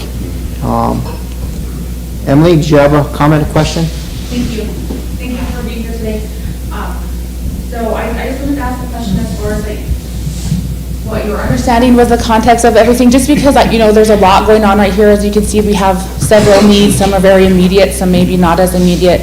I guess for a question would be, does your position or within any of that capacity have the ability to help with recruitment of a staff? Because I think our biggest issue is we are having such a hard time on recruiting our own staff here, and so we were trying to have something in the median, you know, while we're still doing that ongoing permanent type position. And so it sounds like we still really need that position, whether it's the permanent long-term person or just intermediate, as to have somebody on site to make your support, I guess, most effective for us. So do you have the capacity to help with that? And what is your, I guess, opinion on, should we find that person kind of right now so that you guys can build together? I mean, I guess in order for me to even make a decision on what this is going to look like, I think I just wanted some input, I guess, from where you're standing. So, thank you. Sure. I think the immediate thing is we're absolutely happy to help recruit somebody to come and fill the day-to-day role and support them as best as we can. So long as council gives us that directive on when that's what you want to do. far as our understanding of it is we certainly want to come in and do what we can for you all, absolutely on the big picture level stuff. Sounds immediately like you need a day-to-day prosecutor to make sure that that role is filled and that we can provide the support where necessary on that. On the other intermediate things, such as joining in other lawsuits, we can certainly advise on that we can do today. We can review your codes, provide recommendations. I like to utilize associates within our firm because they cost less than I do. They're still attorneys, law licensed, they're just younger, and they get great experience on going through and assisting with code development and then code review. We obviously oversee them. We just try to make it as cost effective as possible for everybody and utilize time efficiently. So with that, like I said, I talked with Chairman here just a bit ago, President, excuse me, Herman on, maybe we can find somebody on a day-to-day and then build that from a day one basis. As far as the orientation aspect of it goes, I can provide other orientation components for you, but it sounds like we need to develop a cohesive program together, rather than I just come in and tell you what to do and how to do it. So I can certainly do that, but I don't think everybody enjoys that. So you bet. I mean, the positive out of this is I'm not from the government, but I'm here to help. Okay, is there any other questions? Staff, do you have any more questions for them, or are you guys, are you more confused, or? Lisa? So the overall supervisory staff over the prosecutor's office, how will that go now? Will it remain the way it is, or? It will remain the way it is until we get somebody on board. And I was really gonna suggest that we hire some type of, I don't know if it'd be assistant attorney general, and work with them, and I would keep the cost down too, because we'd be working together on some of this stuff, and that would be the guy on the ground here. And I have somebody that might be interested in this, so that's the suggestion that I was gonna make to the council, but I really think that the law firm that Pebbles and Keider is gonna be a good thing for the tribe. I think they're gonna do a lot of work for the tribe, but we just need to let them know what to do. And we need that person that to be that in between them and the council and the prosecutor's office. So you came all the way back on the 19th? Maybe take a lot of time, or assistant attorney general to do that. Any other questions? Ray? I have a question for you. Other than that individual that might be interested, has anybody else applied? Because I think that I've seen the assistant attorney general has been advertised for a very long time. So if you have someone that is interested in it, we should move forward with it.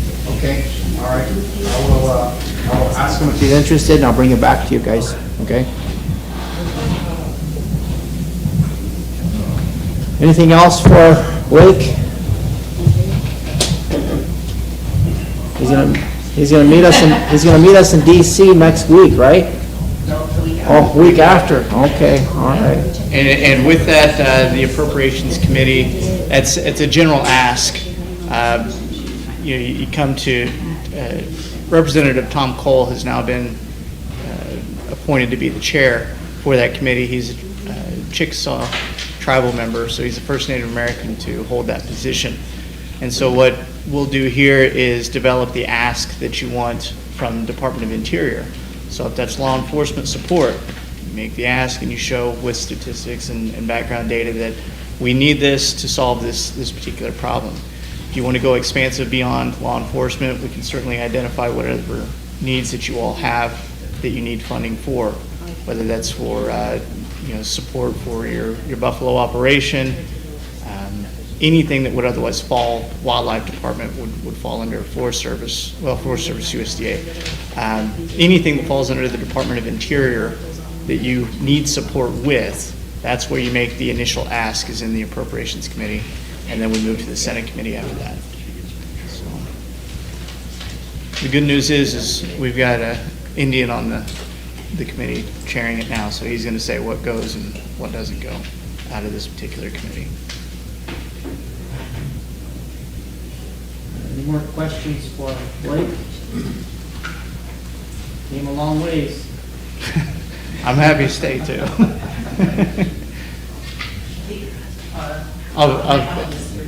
Sure, I'm happy to visit with them. Eric, do you have anything for? So I didn't realize Blake hadn't gotten a copy of the AG's ordinance. I'll scan it and email this and get to him first. I don't even have one of those.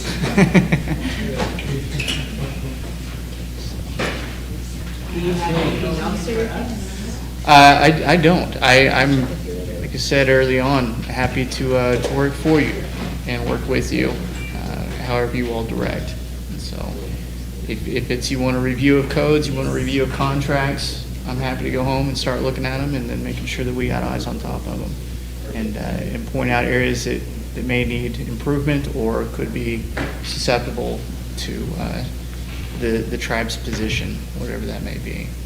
And if you all want to look at litigation, such as what Overall has done, we can certainly look into that to make sure that you all have adequate law enforcement support or any other needs that you all need.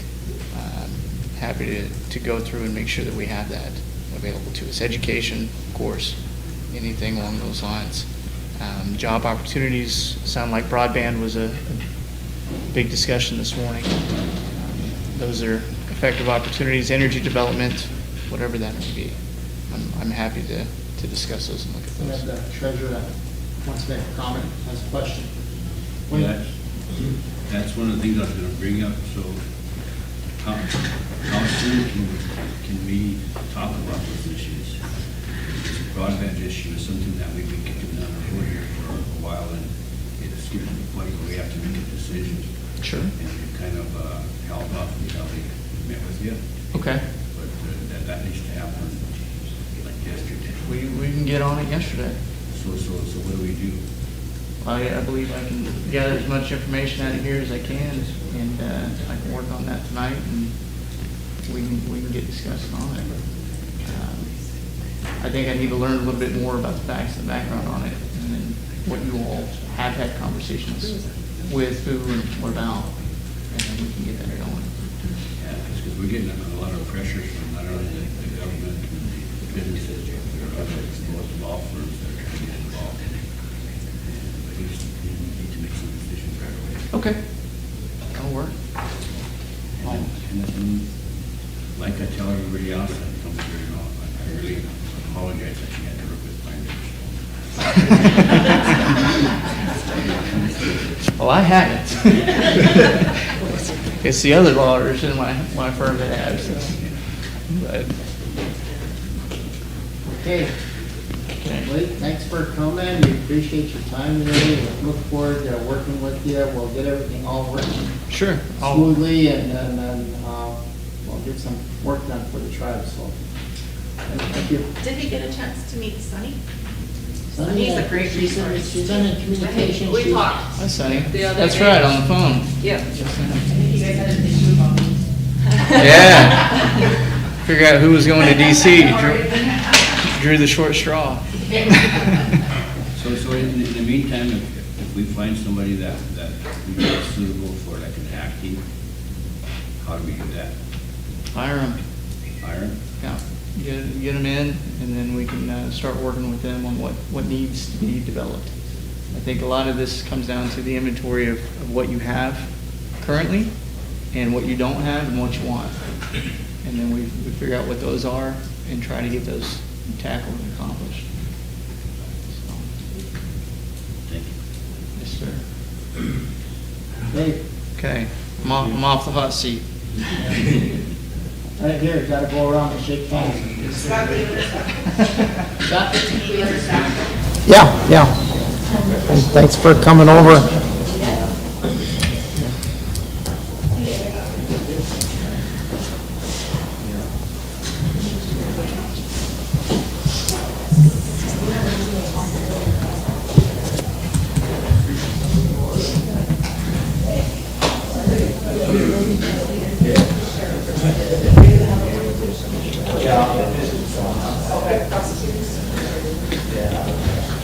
you. Appreciate it.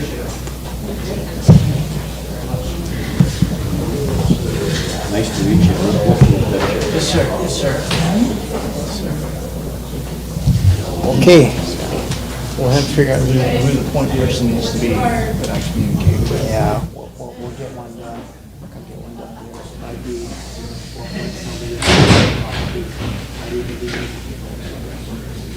Well, we need, all right, I got your information, so.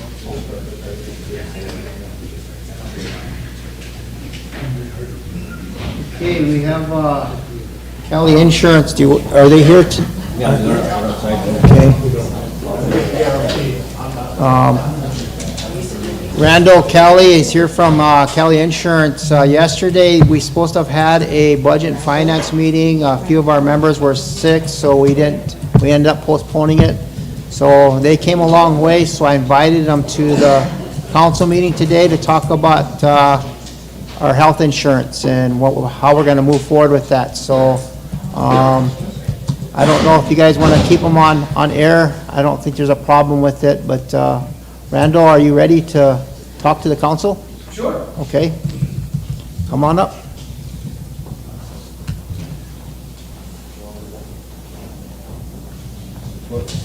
For those of the council that are new, that aren't sure about the history, a while back the tribe advertised for services to provide health insurance. And through the process, this firm was selected. So they put together a package, and it was like a year or so old. So the budget and finance committee asked them to come back yesterday to make sure that all the costs were the same, pricing, the coverage, all was the same. That's why they're here. And for those of you that haven't heard what they're offering, they're here to explain that to you and answer any questions. But this is a full-blown health care plan. It will be Blue Cross. So, here they are. Go ahead, Lisa. The last budget finance committee discussed them, I just want to have the new council reps informed on what your policies are, and also what the tribes pay would have to be on it, and then the amount per employee, so. Yeah, and the idea behind this is most of the federal programs, the grants that we have, will allow this as an expense of the program, including the fringe. But when it comes down to the general account, that's where the general account's going to have to kick in that amount for the general account employees. And I think that, the Doug explained to you, but I think that the cost of this could be around $620 a month per employee. So that's about $3,500 a year. So if we have 100 general account employees, then we have to figure in about $750,000 to $800,000 in that budget every year. So, in doing this, it's all doable, but the employees have to realize that there has to be some give and take here.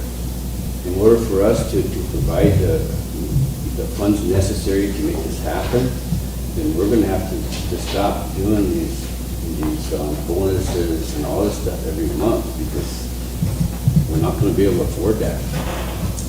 That's where a lot of this money is going to come from to pay for this plan. I mean, we have bonuses now like 2 years, but it gets carried away, and now we have them like every other month. So I mean, the employees have to realize that kind of stuff is not going to happen in the future if they want us to provide them health care.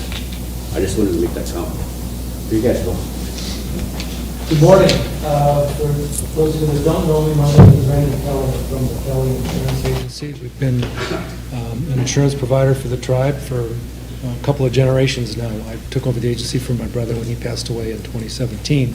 I've got Ben Butler with me today. Ben Butler's from Tribal First Tribal Care, and Ben is the architect of the Tribal Blue Cross Blue Shield health plans that the tribe here voted on and accepted, and that Ben handles nationwide for, I don't know, how many tribes, Ben? Over 100. Okay. So the plan that was approved by council last year is a plan that's through the Blue Cross Blue Shield network. It, however, is called a tribal health plan. tribes are allowed under federal law to incorporate their own health plans, and by doing so, we can obtain for the tribe significant cost savings. The plan that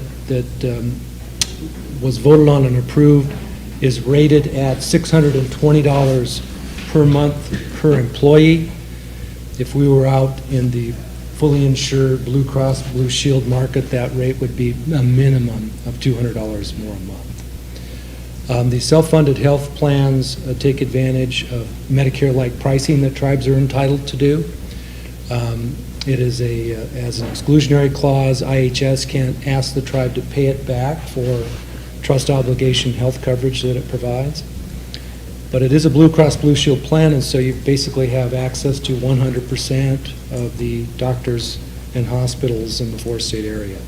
So it's first-class insurance, and it's major medical health insurance, meaning if it's covered, there's no limit on the coverage if it's covered. There are deductibles and co-pays. It acts just like any Blue Cross Blue Shield plan. So the rate is based, not only on the population that we have to insure here, but also on the applicable deductibles and co-pays that are associated with the plan. The rate has stayed stable for us. It was approved last year at $620 a month. Ben and his team have confirmed that we still have that same rate moving forward, but we need to get the plan implemented this year in order to keep that rate. The plan also allows the government employees to add their spouses and children. They would have to pay for that. So that also is a benefit that can be provided under this plan. There's no pre-existing exclusion, none of that. So it's everybody that is on a full-time employee of the tribe is entitled to and get the insurance, no matter what their pre-existing conditions are. I think the rate, Ben, on adding a spouse was 600. It was about the same at 620, and a child was $340 a month. Per child. And then that would be something that would be deducted from payroll. So that's the four corners of the plan. Does anybody have any questions about implementation, anything else that we can address today? Something to add, the Rosebud Coalition, which includes Redco, Synthé, White River Healthcare, Health Administration, that's been up and running for a couple of years now, and that's been going very well. They actually have built up a significant surplus in their health plan of almost $800,000. And they all had fully insured health plans before, and then they merged into one plan that was self-funded. So they're paying less than they were before, plus they're sitting on a pile of $800,000. They've actually enhanced some of their benefits, reduced co-pays, et cetera. So similar methodology, if you have questions, Clay Colombe or Brenda, Brenda's at Simpay now, right? Yeah. They would be good people to ask, but it's gone very well. The employees have been pleased. But yeah, this has been a long process. I think we've been working on this for almost 5 years now. I think the first presentation we did, Willie was chairman, it was 2018. So we've been at it for a while. The coalition plan is on its third renewal now. It's got fewer members. It's about, what is the population, 220 or so maybe? 280, I think. Okay. The larger the population, the lower the rate, because you spread more risk. You get healthier people, younger people. But the plan itself, these tribal plans, if the money goes into an account, and if it's not paid out in claims, it stays in the account instead of going to an insurance company who never gives the money back. So that's how the surplus has occurred on the coalition plan. The plan also, the tribe is entitled to modify, to increase benefit. You can work with your own health insurance, wellness programs. So the coalition plan, although the rate has stayed the same, the funding rate, has added infertility coverage with a lifetime maximum. There's a lifetime maximum for weight loss surgery. So the enhancement value is pretty great. It's the tribe's plan that can do what it wants to with the benefits. Ben and his team will tell you how that's going to impact the financial aspect of running the plan. Any money that's paid in, $620 a month, If it's not paid out, it stays in the plan as a surplus and is applied forward in time when needed, because, you know, everything doesn't always go flat. It goes like this. That's a tremendous benefit. You know, a couple things to be aware of. Under this scenario, you're not subject to South Dakota state law. There's, you know, no waiver of sovereignty that's required. It allows you to make sure that you're using everybody else's money first before the tribe, right? You've got trust and treaty obligations with the federal government to provide health care in perpetuity. They've not done a very good job of meeting those needs, but you have a lot of tools you can use to make other people pay before the tribe does, right? So you want Medicare to pay before you're using tribal dollars. You want Medicaid to pay before you're using tribal dollars. So you're able to offer insurance to your employees at a lower cost than, say, a manufacturer in Rapid City can, because you have the ability to pay claims at lower rates and make other people pay before the tribe. So that's why you're able to keep it as affordable as it is. So other than that, it's probably takes about 60 to 90 days to actually get up and running from when, you know, the tribe says go. You know, we were talking about, I think the discussion yesterday has been that October 1st, with the change of the new fiscal year, would be probably the ideal starting point. Is that correct, Wayne? Yeah. So, you know, we've got plenty of runway to get something set up and communicated. I know there's, you know, some work that needs to be done from the accounting department, the HR benefits department as well, in terms of getting this set up. So it's a really modern system. It's all done electronically, so for the coalition employees who are on their own plan, everybody has their own access to the Blue Cross network. Everything is done, there's no paperwork that's handled. And if there's a claim issue, you've got a phone number that somebody actually does pick up the phone and helps you. If you lose your card, you can order that online. You can even, does everybody in here have a smartphone? Does anybody not have a smartphone? So they have an app, and you can actually pull up your ID card on the app, which is kind of nice, right? Or you want to look at a claim, or you don't need, you want to push the button so you can call customer service to talk to somebody. You can do it all right through an app. So it's designed to be very easy for the member to get care. So, and it's a Blue Cross Blue Shield ID card. I think, Wayne, you have one from your work on the Synte board. If anybody wants to see what the ID card looks like. Yeah, who do you provide for now? I mean, St. Francis, FGU, and we've got two of these plans in place right now. We're talking with Cheyenne River about getting theirs converted over. Yeah, so, but yeah, within St. Francis is doing this, the coalition with all those entities. Flandreau in South Dakota is doing this. We work with all but one of the Minnesota tribes. Some of the Sisseton entities in North Dakota. Tribes in Montana, Oklahoma. I mean, Cherokee Nation is one of the first tribes into our program. Obviously, that's a significant, you know, pretty much East Coast to West Coast, north to south. We've got clients. Michigan, Iowa, Meskwaki, and Iowa's been in our program for a number of years. It's great. I get excited because it's like being a kid in a candy shop, because you can do so much to control your costs compared to the rest of the world. There's just a lot of significant opportunities. If you ever decide to go 638, you know, contract or compact your healthcare operations, that opens up a whole new world of possibilities and how your health plan can interact with that. things you can do to actually drive revenue into the healthcare facilities if you want. You can purchase drugs cheaper when you've got a 638.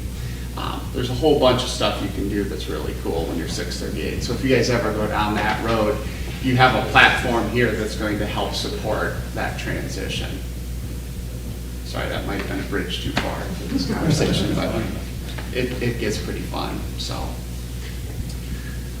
So any other questions for Randall? I think the start date of October 1st was because we had to allow the programs to be able to budget for this insurance. So and I think we were already directed by to do that, to start budgeting for it, the ones that are going to participate anyway. Emily, do you have a comment or question? Good morning, thank you for being here, or afternoon. I'm sure what time it is, but I guess my question is more, I guess, for our internal or local staff as far as, well, first, I think it's amazing because I remember these first conversations and how high that was, so just to see it come down to a more reasonable, affordable, I think that's amazing. But my question is, then is that going to be 100% covered from the tribal programs as like a benefit, or will it be a cost share thing with the employee? You know, the idea is that the tribe will offer this basic plan and information. And then there's another your spouse or if you want to control the river, you can pay that basic plan. So it's similar to like vision and dental now, just a little bit more. Awesome. Okay, thank you. Well, I think it's a good thing. I think it's a long time coming, so I think we should move forward with it. And I don't know what kind of action we need to take to do that today, but we need to do something with it. Michelle, go ahead. Whatever, I don't know what plan the tribe has now, but apparently it's not working for some people. Yeah. So I got some complaints, and I guess there's people that just want to hear from you guys that their medical bills will be paid. Yeah. Because that's not happening right now. Yeah, so what you have right now is called a minimum benefits plan.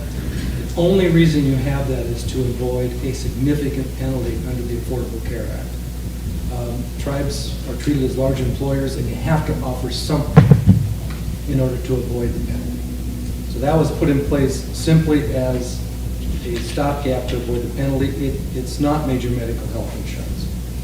Major medical health insurance operates based on co-pays and deductibles. So under this plan, for example, if you go to your doctor, it's a $30 copay. Is it 30, Ben? It costs $30. That's your copay. If you have to go to the hospital for a procedure that year, you're gonna have a $1,000 deductible. You're gonna have a 70-30 copay, where you're picking up 30% and the insurance is picking up 70% until you get $2,000. Is it 80-20? Yeah, it's 80-20. $2,000 out of your pocket. After that, everything's covered, 100%. The drugs are subject to deductibles also. So the generic stuff is it's the lowest copay, and there's 3 tiers. So it's the best insurance, health insurance anybody can get in the United States of America. It's good. And the other thing is, when you have insurance, even if you go to IHS, it's a lot easier to get referred out when they know that somebody else is going to pick up the biggest portion of that bill. So it's a lot easier to get the purchase referred care program to pick up a $1,000 deductible than it is to get them to authorize a $75,000 knee replacement, right? So if members still want to go to IHS first, that's great. You're probably going to get them to pick up that cost sharing for the deductible and co-insurance. But it is amazing how much easier it is to get a referral to go get specialty care when you have an insurance card. Is this the same insurance that Redco has? Yeah, it'd be very similar to theirs. It's a little bit better benefits than what Redco has. Emily? Thank you. I have a question. Since this was already presented and we're kind of just getting a refresher, is there already kind of like a resolution of support, or is there something that we need to take action on, I guess, to get us to the next step or to give you guys approval, I guess? I think that they were supposed to come yesterday just to answer some of the budget and finance questions, like is the amount still the same? and those kind of questions before we proceed forward with it. I think it was already been approved. They were already directed the programs to start budgeting for this insurance, and I think that's all we need to do. So it's already happening? It's Yeah. already- I think Jay is looking for we're looking for confirmation that we still want to continue to use it. We're just going to budget and we'll shoot an October 1st date to start. I'll move for that. Okay, motion by Emily, second by Chris, question by Micah, to move forward with insurance, health insurance. Okay. All in favor? 1, 2, 3, 4, 5, 6, 7, 8, 9, 10, 11. Opposed? 0. Not voting? 0. Motion One. carried. Go ahead. So I'm assuming that there will be some kind of like Educational That period is here right. that will have people be able to learn and then sign up before that October 1? Yes. Okay, thank you, There'll be a lot of education. thank you. All right, I think that's it. Thank you. Good question. Micah. They were gonna go asking them if they were all making.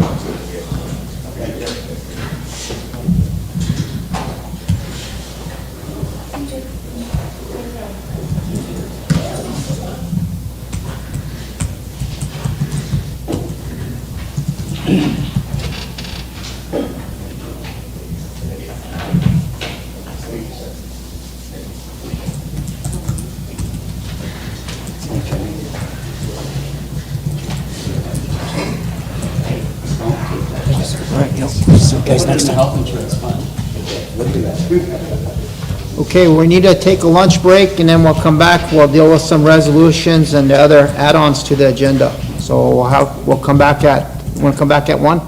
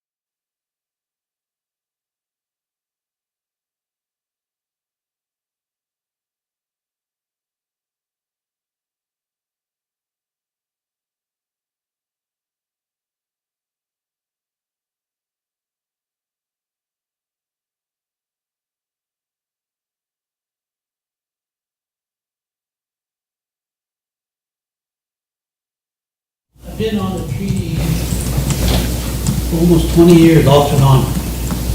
And I was at a meeting.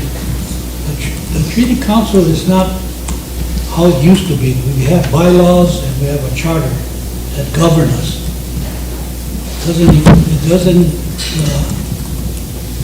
in the bylaws, it doesn't explain anything about the director. We're his boss. But it's kind of changed. So I had to do a research. And I didn't know that the bylaw and the charter was reinstated back in 2012. So that kicked in the bylaw and charter to give us power.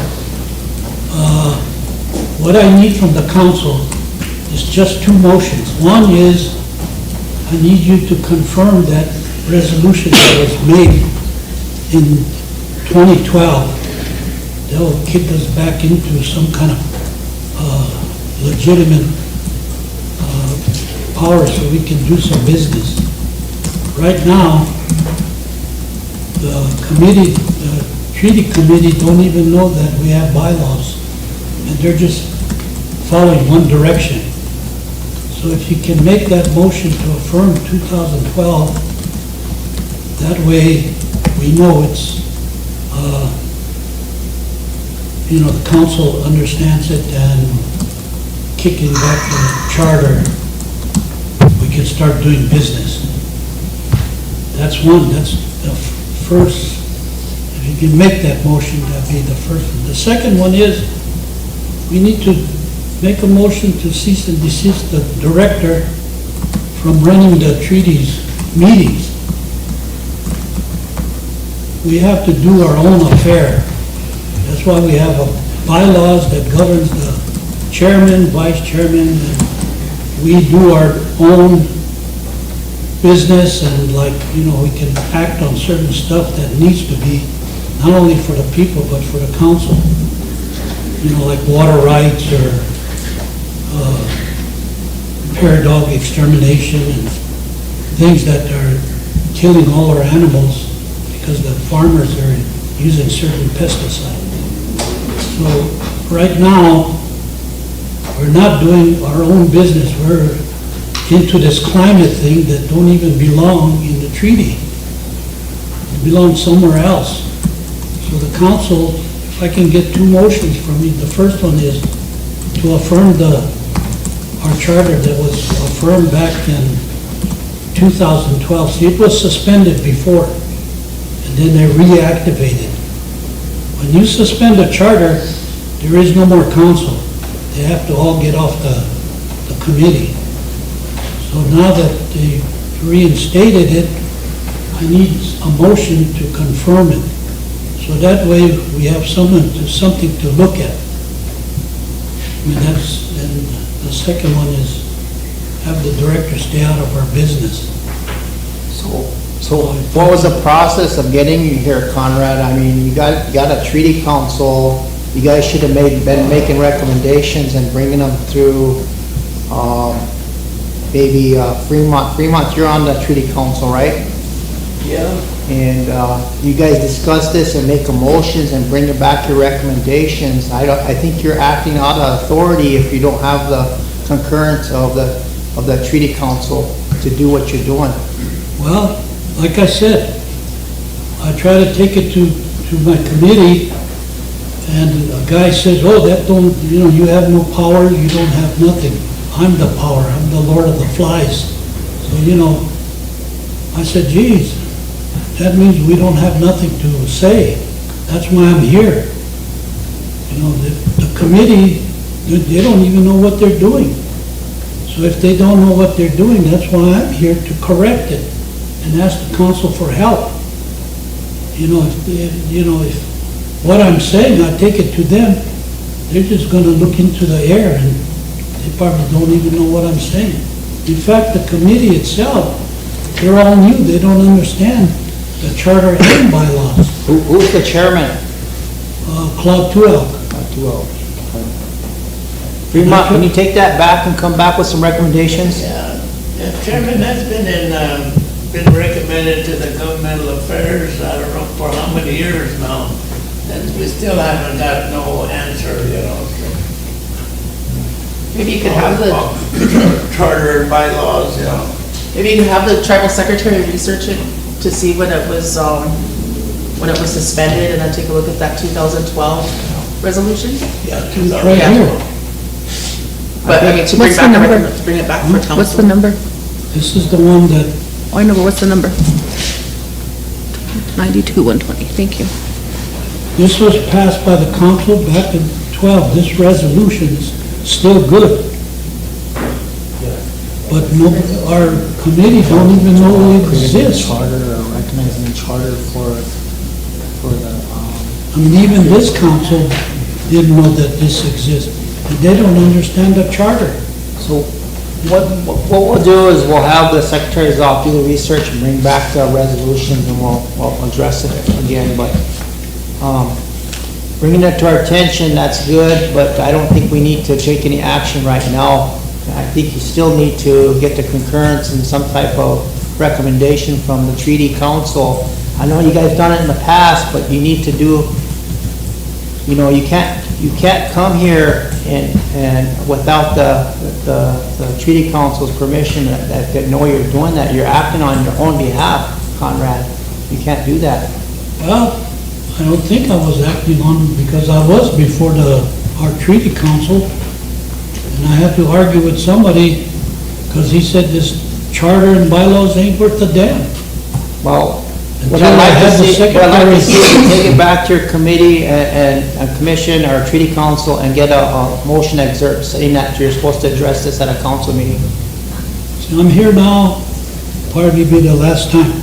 There ain't gonna be, nothing will ever happen, because I can't get people to hear.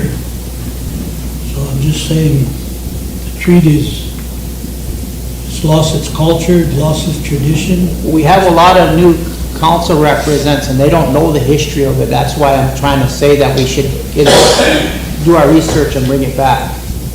Well, it's just a simple thing. I don't think you have to make a big thing out of it. It's just a couple of motions and everything will start getting back to order. But if we have to research it, I will never come back ever. Council, Fremont, you're on the council, on that treaty council. What do you suggest? Yeah, I'll relate it to Phil. Okay. All right, let's move on. Thank you, Conrad. Okay, thank you. Emily? Does that need a motion? Yeah, you can do that. Okay, can I make that motion and then have it for our next meeting? Okay. What's the motion? To research the, I guess it would be RST Resolution 92-120, and then any applicable motions or anything about the history and then the current status of the treaty council and bylaws Okay, we need a second. for the next meeting. Any more discussion? If not, we need a question. I just have a question, a comment. Go ahead, Ben. And you know, it was brought to the governmental affairs, well, back to here, like a couple months ago, I think, and that's what was discussed at that time too, to send it back to the committee, because we weren't sure if the committee actually approved of that stuff. So that's why we sent it back to the committee of the treaty council, because it was the same process. We didn't know if it was on their behalf or anything like that, so that's why, you know, we sent it back. So just a heads up on that. Okay, any question by Ben? All in favor? 1, 2, 3, 4, 5, 6, 7, 8, 9, 10, 11. Opposed? Zero. Not voting? 1. Motion carried. Okay, we're on resolutions from, Wayne.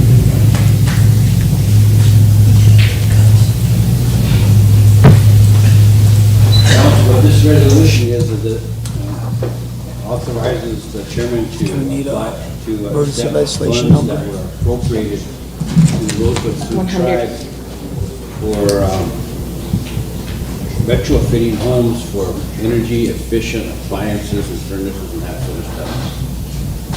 The government appropriated funds for this to all tribes, and so they divvied those funds up according to the tribe size and stuff. And Rosebud's share is a little over 1.6 million. All we have to do is ask for those funds, and so this resolution accepts them and authorizes the president to ask for these funds. Okay, we need, are you gonna bring it on, Lisa? Yeah, I'll move for it. Okay, the number is 100, we need a second. Emily, and question by Chris. All in favor? 1, 2, 3, 4, 5, 6, 7, 8, 9, 10, 11, 12. Opposed? Zero. Not voting? Zero. Motion to approve. Motion approved 2024-120. Second. Bill. 100. Go ahead. Oh, I'm sorry. 100. I was looking at something else on here. I'll start at the seventh whereas the section 50122 of the Inflation Reduction Act authorize a program known as Home Electrification and Appliance Rebates Program for Indian tribes, which is intended to help low and moderate income tribal households save money on energy bills, upgrade to clean energy equipment, improve energy efficiency, improve their comfort, support a stable power grid, and reduce indoor and outdoor air pollution. And whereas as a condition of receiving Section 50122 program funds, recipient tribes must design a program with DOE support to provide rebates to tribal members and others for energy efficient and electrification home upgrades in the amount of up to $14,000 per home. Whereas under Section 50122 program, the tribe has been allocated $1,637,321, and the attached letter of intent to reserve formula funds should be submitted to the US DOE by May 14, 2024, with the full application being due by May 31st, 2025. Whereas there is no cost match associated with Section 50122 program, and up to 20% of the received funds may be used for administrative costs and expenses. Whereas the Rosebud Sioux Tribe Economic Development Committee recommends the Rosebud Sioux Tribal Council approve proposed home electrification and appliance rebates programs for Indian tribes and the submission of a full project proposal on behalf of the Rosebud Sioux Tribe. Now therefore it be resolved that the Rosebud Sioux Tribe adopts and approves the recommendation of RST Economic Development Committee through its... I'm not sure if you want to put the chairman in there or if you want to put it in there. What's in there too?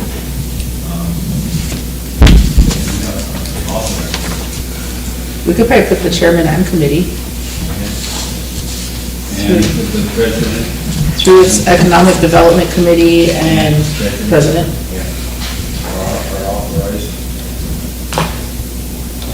Are authorized to and appointed as a sole entity within the Indian tribe to apply for, receive, administer the award as authorized by Section 50122 of the Inflation Reduction Act of 2022 and as described in the associated administrative and legal requirements document, which includes the preparation of a head of government letter for the president's signature, which will confirm the tribe's application prior to the current May 31st, 2025 deadline.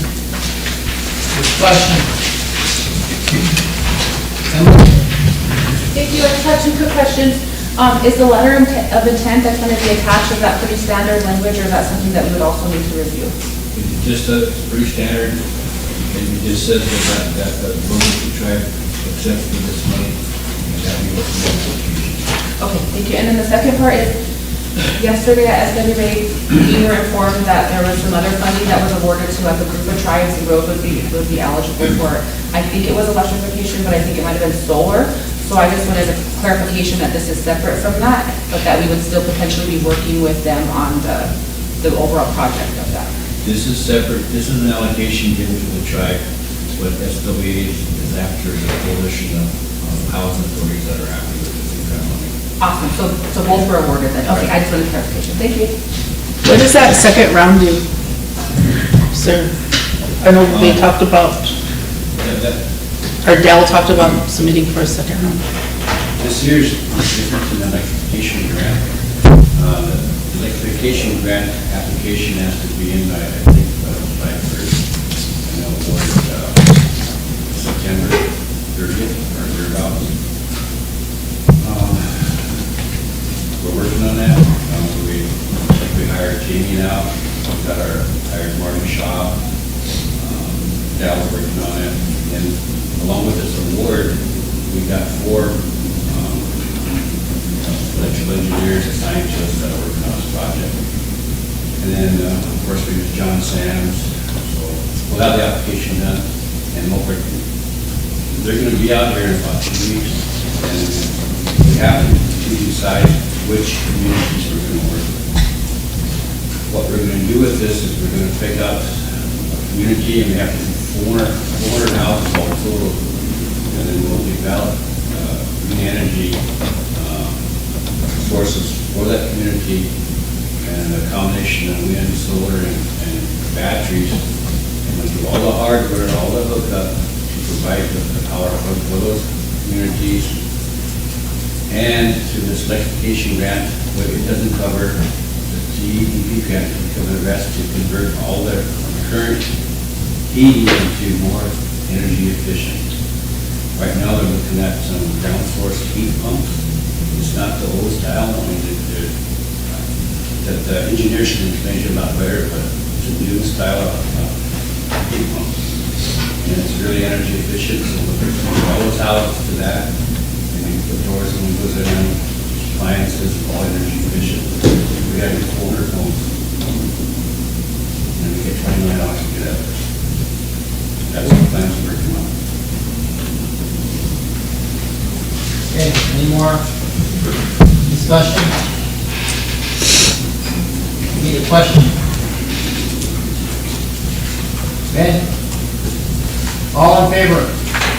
1, 2, 3, 4, 5, 6, 7, 8, 9, 10, 11, 12. Opposed? Not voting. Council, this next resolution isn't time sensitive, but what it is I purchased all those trailer houses during COVID. And then there was a motion, the resolution passed, and the tribe authorized that these trailer houses be getting back to the communities that wanted them. Some communities didn't want them to turn back in, but some of them do. But the motions and resolutions that were passed did not authorize the titles for these trailer houses to be transferred. Like, for example, the homes that went to health admin, they're still in the name of the Rosebud Sioux tribe, they're just assigned to health admin.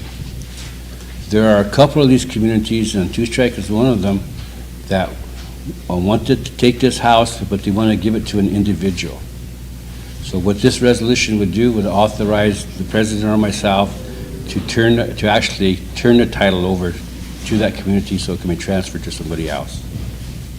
That's the intent of this resolution. So I need somebody to bring it on. Go ahead, Lisa. Numbers 101, need a second. Emergency. Chris, question? Bill, all in favor? 1, 2, 3, 4, 5, 6, 7, 8, 9, 10, 11, 12. Opposed? Zero. Not voting. Zero. Motion to approve. 2024-101. Need a second? Ben, go ahead, Lisa. So did the sixth whereas, but I think that resolution was passed maybe last August, given them until September, or October 30th, was it September 30th or something? September 30th, yeah. Yeah, so, Madam Secretary, if you can find the date of that resolution with the, we'll amend it to include that day and time.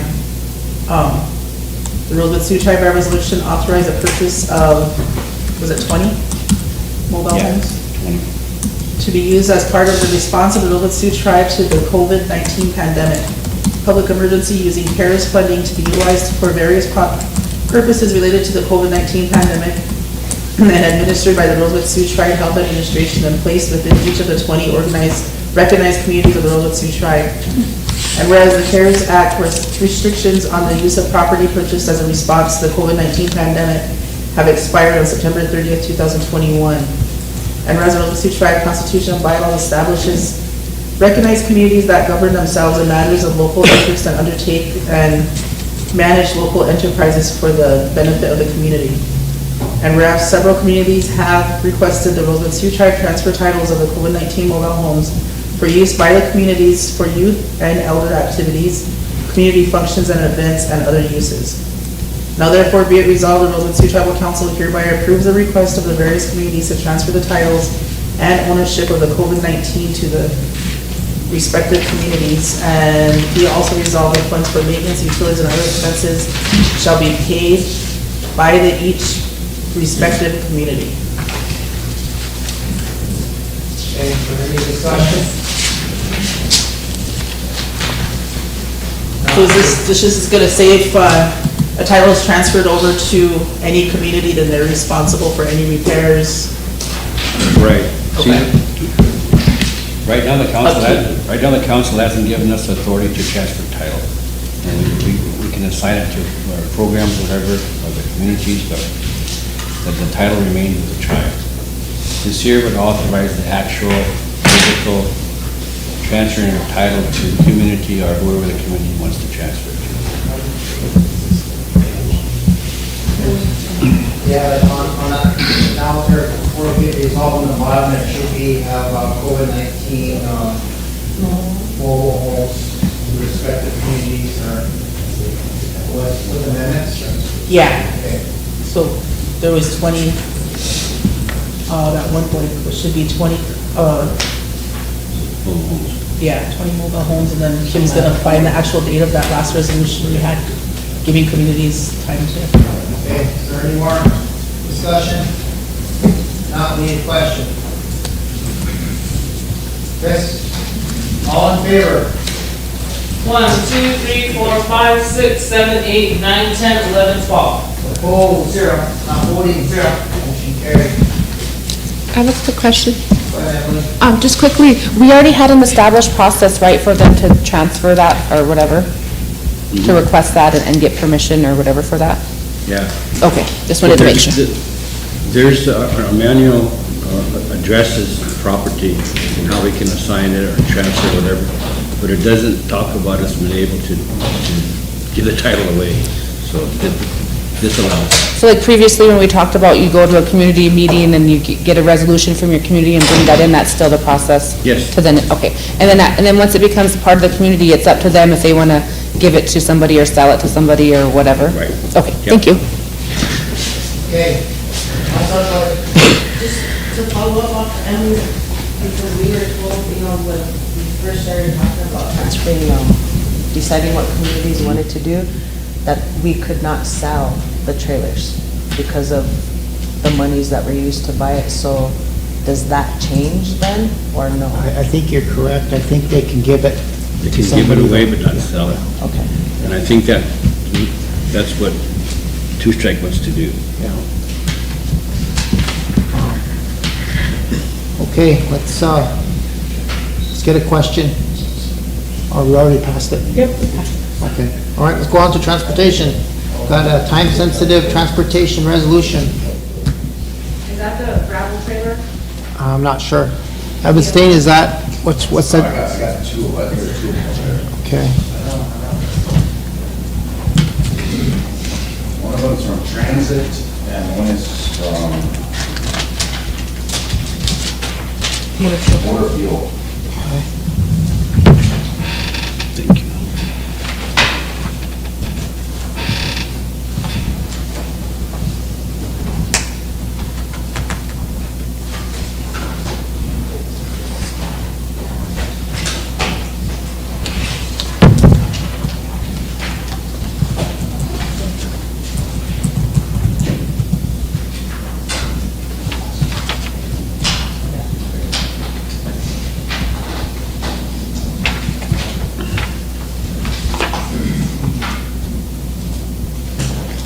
you want to move to bring on as emergency?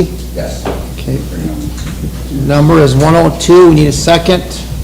Bill, question by Chris. It's on the belly dump trailer. All in favor, emergency legislation? 1, 2, 3, 4, 5, 6, 7, 8, 9, 10, 11, 12. Opposed? 0. Not voting? 0. Motion to approve, 102. Need a second? Emily, go ahead. I'll start at the fifth whereas. The procurement policy policy and procedure requires purchase of goods and services over $25,000 and over to be approved by the Rosebud Tribal Council. And whereas RST Motor Fuel Tax, Sand, and Gravel Department has requested authorization to purchase a 2025 Rancho belly dump trailer in the amount of $54,532.67 on a sole source basis.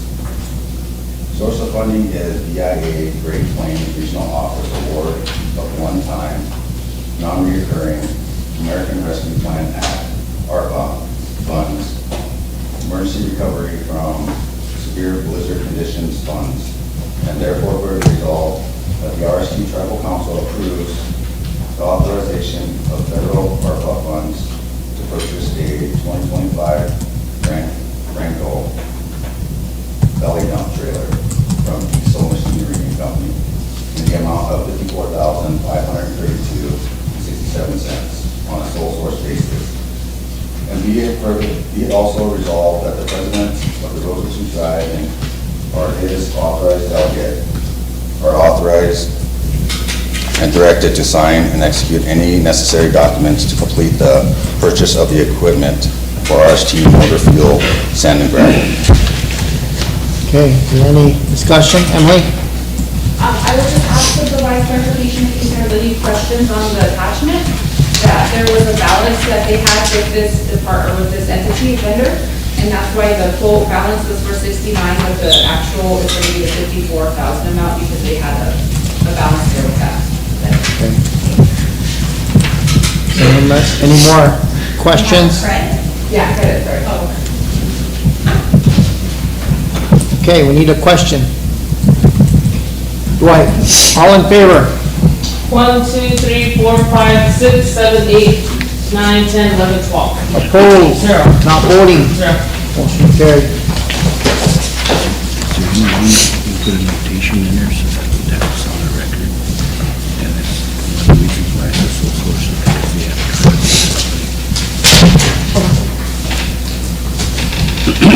Transit number 2. Oh, it's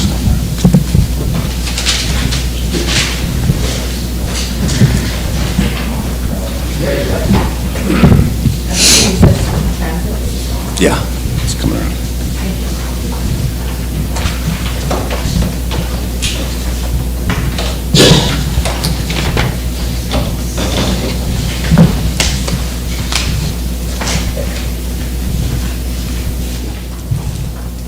Evans, can you bring on as emergency legislation?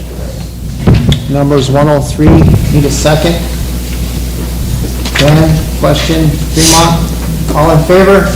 1, 2, 3, 4, 5, 6, 7, 8, 9, 10, 11. Opposed? Not voting? Motion to approve? 24-103? Yes. Need a second? Emily, go ahead. I'll start with the fourth whereas.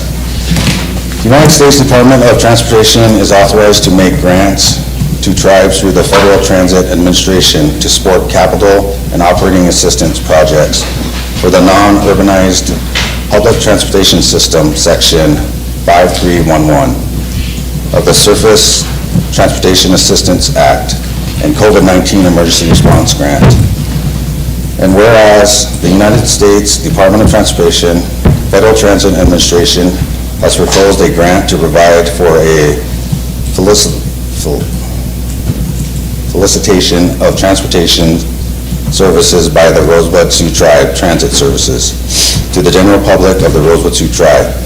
And whereas the Rosebud Sioux Tribe Transportation Committee has recommended the Rosebud Sioux Tribe Council approve and authorize the RST Transit Service to apply for the 5311 funding grants and COVID-19 emergency response grants and contract for the fiscal years 2024, 2025, and 2026. And therefore be resolved that the Rosebud Sioux Tribe Council authorize the RST Transit Service to apply for continued funding for fiscal year 2024, 2025, and 2026.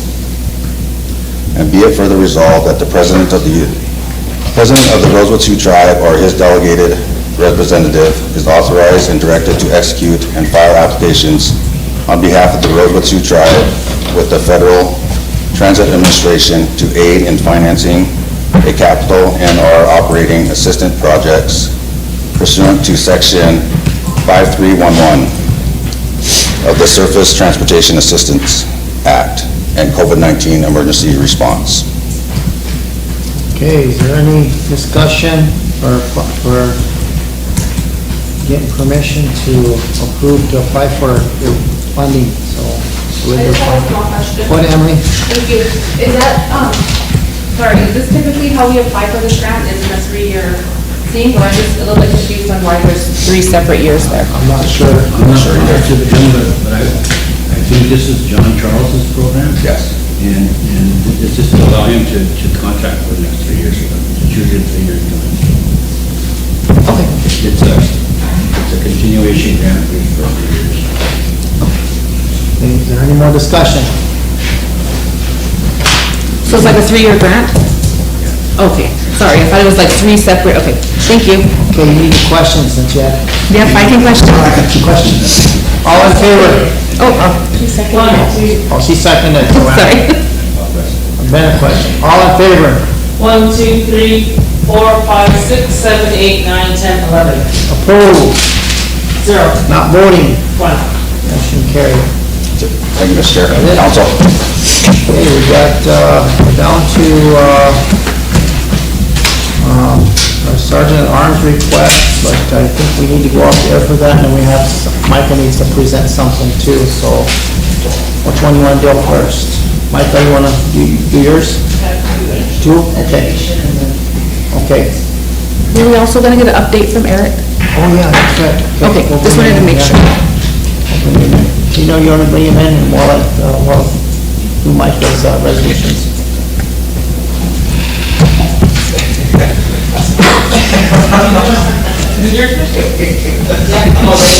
Darn it. This confused her.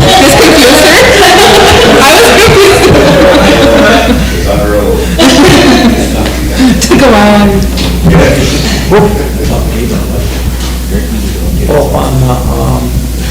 On the court. This is just a motion to reconsider and amend resolution 2021-172. Thank you. Memorandum, you're making a motion to reconsider and amend 2020-172. Need a second?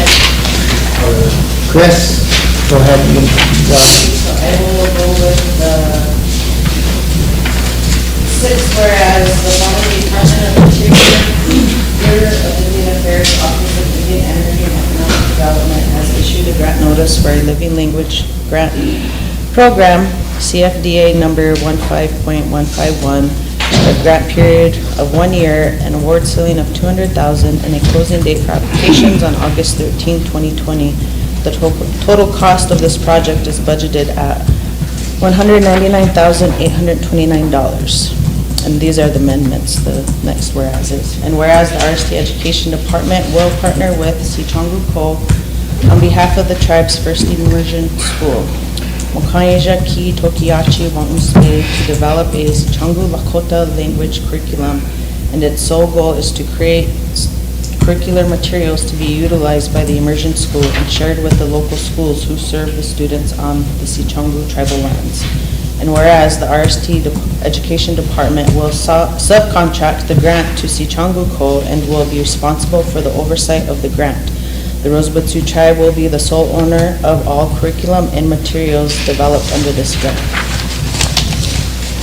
Therefore, be it resolved, the Rosebud Sioux Tribe approves the amendments to the Resolution 2020-172 to be subcontracted to Cangu Co for the development of curriculum and other related expenses, which is administered by the RST Education Department, in this application to the Department of Interior, Bureau of Indian Affairs, Office of Indian Energy and Economic Development. And be it further resolved that the Rosebud Sioux Tribal Council hereby declares that the integration of the Lakota language into schools in and around the Rosebud Indian Reservation will be of utmost importance and encourages all tribal entities to support such efforts. And be it further resolved that the Rosebud Sioux Tribal Council authorizes the tribal president or the designated official to sign and execute all documents thereof. Okay, questions? Lisa? This was the one that was formerly with Dakota Language Consortium, and it was Yeah. okay. So now it's just gonna go over to. Go over to the emergent school through Cangu Co. Need a question? Emily? If it Go was ahead. rescinded, would it be, It was amended. It was amended. We amended to change our LLC to that, Yeah. and now we've had to change for a little more language. Yeah. okay. Okay, question by Emily. All in favor? 1, 2, 3, 4, 5, 6, 7, 8, 9, 10, 11, 12. Opposed? 0. Not voting? 0. Motion carried.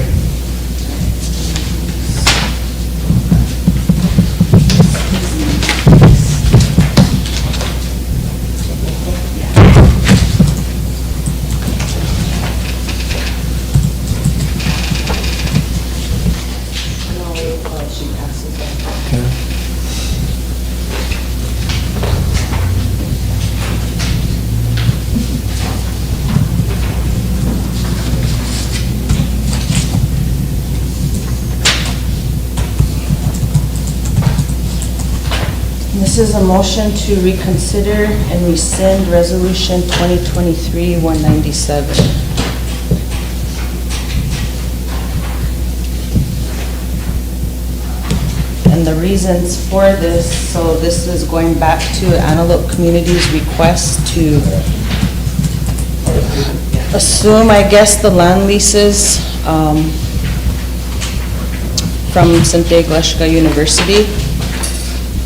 And when this resolution was passed, it included the campus of Sinte Glashka University. And by passing this resolution, there's two important things that we need to really consider. And why I'm requesting to rescind this resolution is because by passing this resolution 197, it's putting Sinte's accreditation in jeopardy, and it's also going to affect the $3 million they receive in federal funding.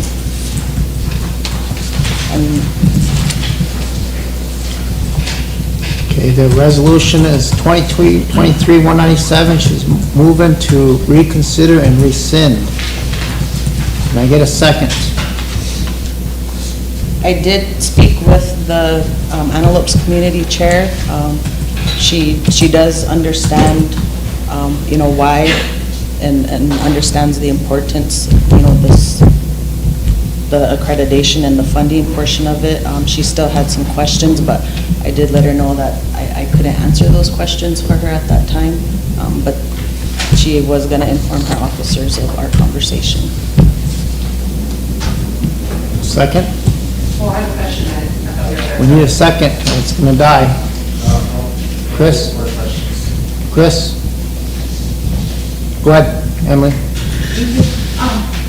So my understanding is that there's a lot of issues going on with this land issue, not just. I think the accreditation and everything is very important, but I just want to make sure, like, if we do this, then what? What are, what's going to be existing, and what's the previous, or, what would be then the current resolution that would be enforceable? Because I don't want to, avoid one issue by creating a bigger issue, and so I would rather address it all at once if possible, but I don't know the history. I know there's been several meetings lately. I know there's been a lot of back and forth. I think there's been a lot of, I don't know what the correct words are, but I would like to address a lot of that, and I just am wondering is that the intent of this one, or is this just specifically to make sure that SGU is okay, and then we'll continue about the larger land conversation? That's kind of what me and Melinda talked about, was like, well, what, if we rescind this 197, then what are the next steps for the community to work with Sinte to understand what that's gonna look like? There's been a lot of issues and meetings around it, and that's what I told her. I didn't have an answer to that. But I would hope to save the accreditation and the funding, that, because if Sinte doesn't receive that money, then, and the accreditation, they can be shut down. And And then you think about, you know, the students that have received those degrees, you know, it's kind of weightless after that. But, you know, maybe we can discuss that here, is like, what are the next steps? Because I think there's a lot of confusion out there as to the intent behind Antelope wanting to manage their land, what that means. So, like, do we know what that is? If this gets rescinded, then what's in place? I think it's Resolution 96-104, I think.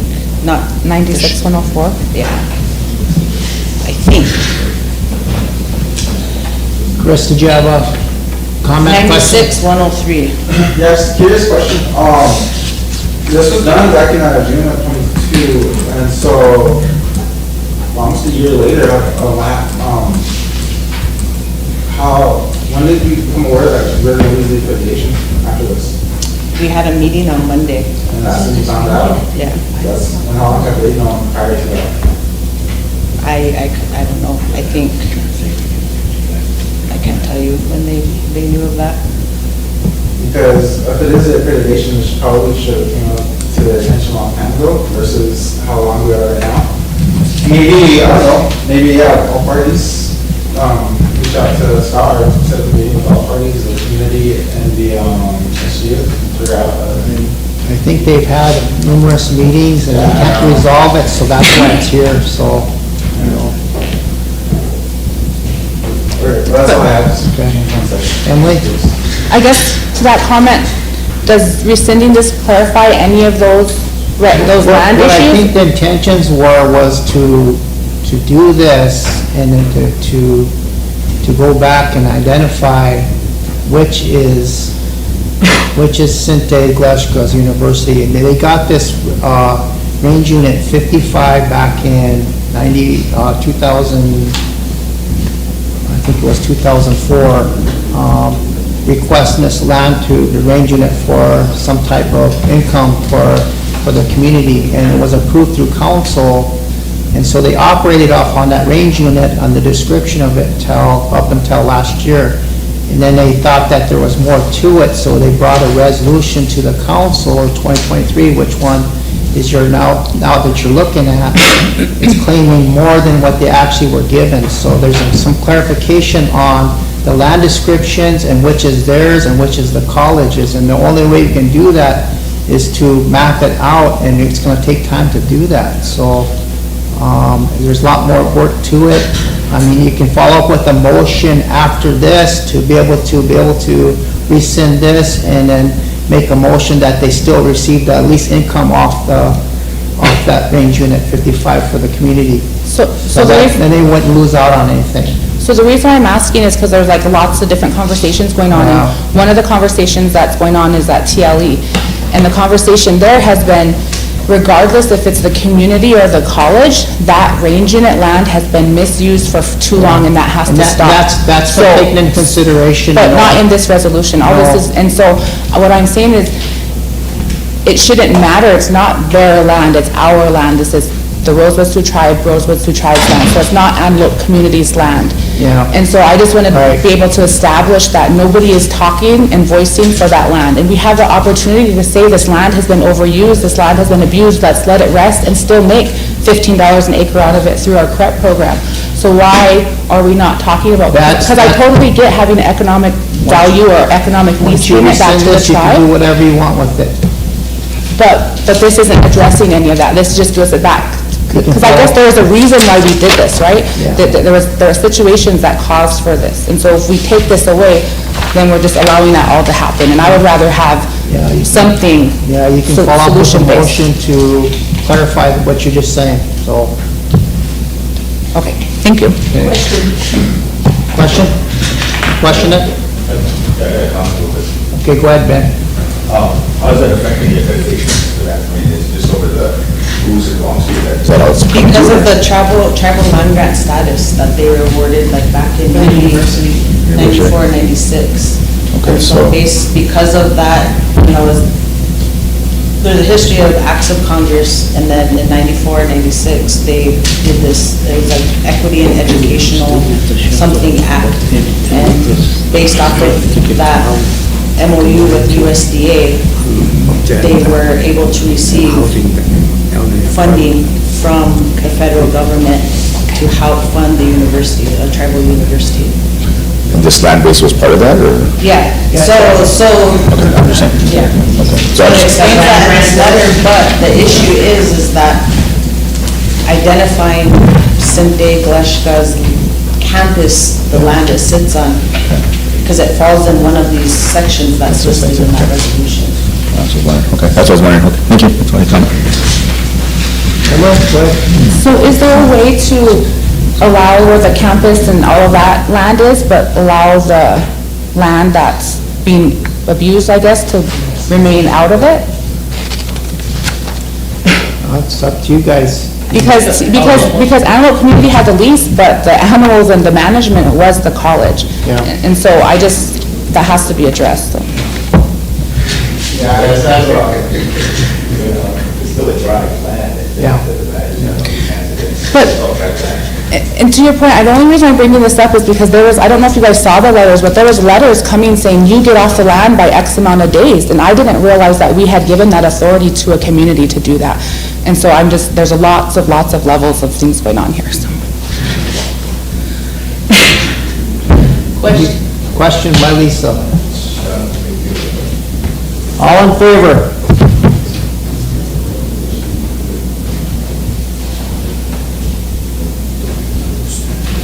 Opposed? Not voting? You're opposed? Let's do it again. Let's do it again. All in favor? One,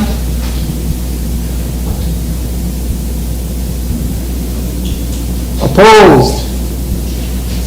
two, Not voting. 1, 2, 3, 4, 5, 6, 7, 8. Motion defeated. So, there's your answer. Okay, let's move on. Lisa? Can we get some more information on it? It's Was still- this recommended by the Board of Regents? Okay. And, maybe, what's his name that's the acting over there?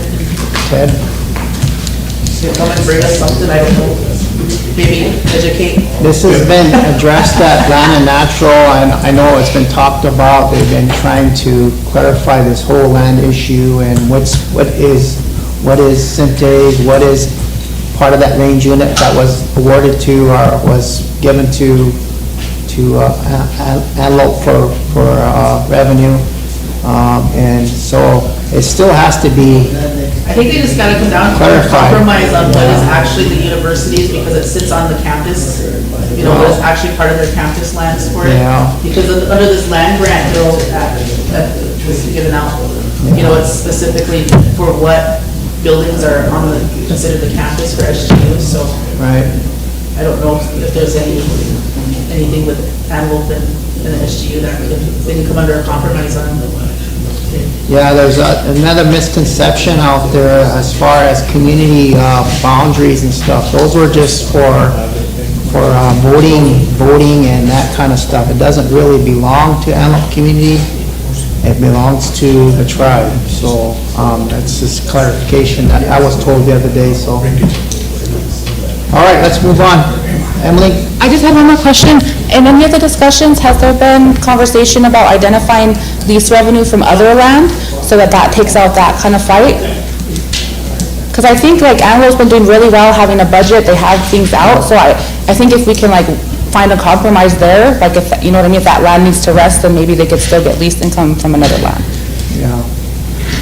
I think that's kind of what they were thinking about when they did this, was to make a decision if you guys just wanted to leave it and do some conservation efforts on it too. You know, that's kind of what I think the follow-up was supposed to be after, if this was approved. Lisa, and then Ben? Michael, what's the status of this grant? Like what is the renewal for it, and how much time do they have before losing that $3.1 million? It's reoccurring here annually. On October 1st, or? I don't know the date actually. Okay. So, but, this has been going on for a year, and I haven't been a part of all of the meetings, just because of being a chair of education committee, and from the affected accreditation and stuff, so it's when I became involved, but just hearing it, I think that the buck has been passed among TLE, among VIA, among, land and natural, the different communities involved, and nobody wants to say, okay, this is what it is. This is what this means, and like you said, Lisa, compromising and coming together.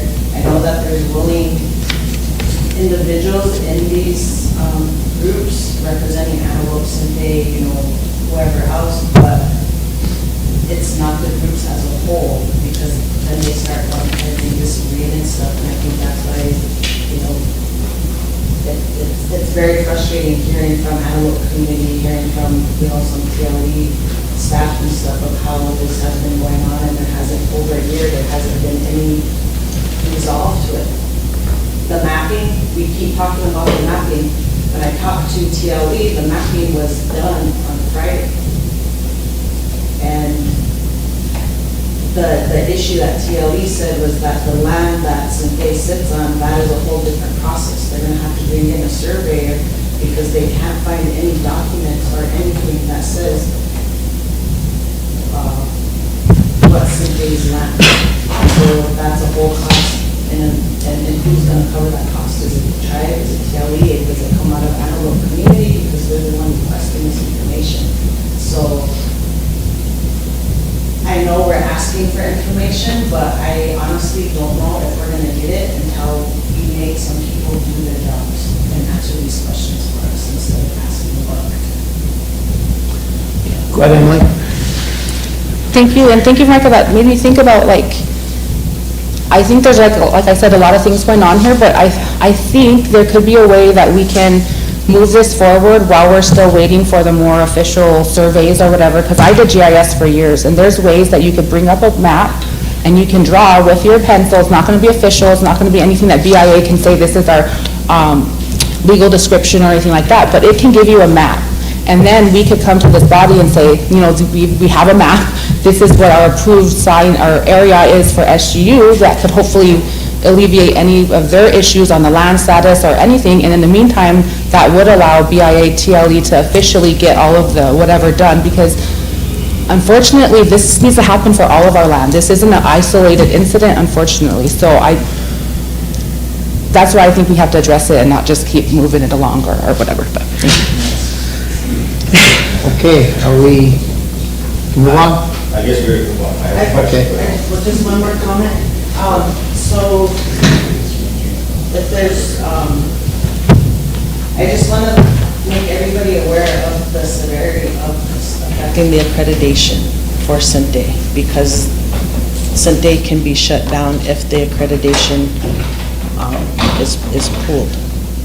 So, and with the federal funding that they receive through that land grant, triple land grant status, that's a big portion of their funding. So I want to have everybody keep this on their radar, because if we don't make a decision or don't come to some type of resolution between Sinte and Antelope, that this is in jeopardy, and this is really important, and we need to figure something out so that doesn't happen to Sinte. Got Ben, Emily. I just, so, it's tribal land, right? Yep. Rosebud Sioux tribal land. It's tribal land. So, but we're just trying to figure out who it belongs to. Now, for me, I'm just thinking, when you apply for a federal thing or even state thing, they do ask whose land it is. Now, if it's the Rosebud Sioux tribal land, then that's, I think it should be a must. I mean, I know we're going to fight amongst each other, but it should be just Rosebud Sioux tribal land. So that's what I'm kind of wondering, is that, if it's affecting the grant process, it's still Rosebud Sioux tribal land. It shouldn't matter, whose land it belongs to within the Rosebud Sioux tribe. It should just be Rosebud Sioux tribal land, I think, anyway. But I don't know. I'm just, if they're going to fight over it to say it belongs to us, and it's still Rosebud Sioux tribe land, no matter what it is. It's Rosebud Sioux tribe land. I don't understand it. I mean, it's one of the things that but again, the compromise, that should have happened a long time ago, to at least say, let's all sit together in a room and discuss it.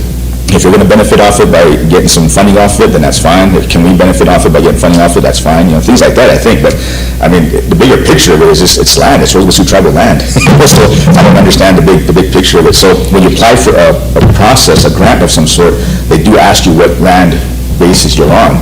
Now, if I was on, somebody else's land down south, I mean, some individual rancher's land, I mean, that's his land, but I mean, for us, as a Rosebud tribe, it's our land, so we should be able to utilize it the way we want. So I'm just kind of stumped on the deal that, we're still fighting over that as far as like, it's Rosebud tribal land, but it just depends on whose land it is, because I mean, are they going to benefit it? I know Antelope's going to benefit from funding coming out of it, the college is going to benefit from getting grants out of it. I mean, it's still the same thing. So I mean, I'm just kind of stumped on it. But again, yeah, if we don't discuss it or we don't deal with it, it's going to keep coming up. So that's just my take on it. I don't know.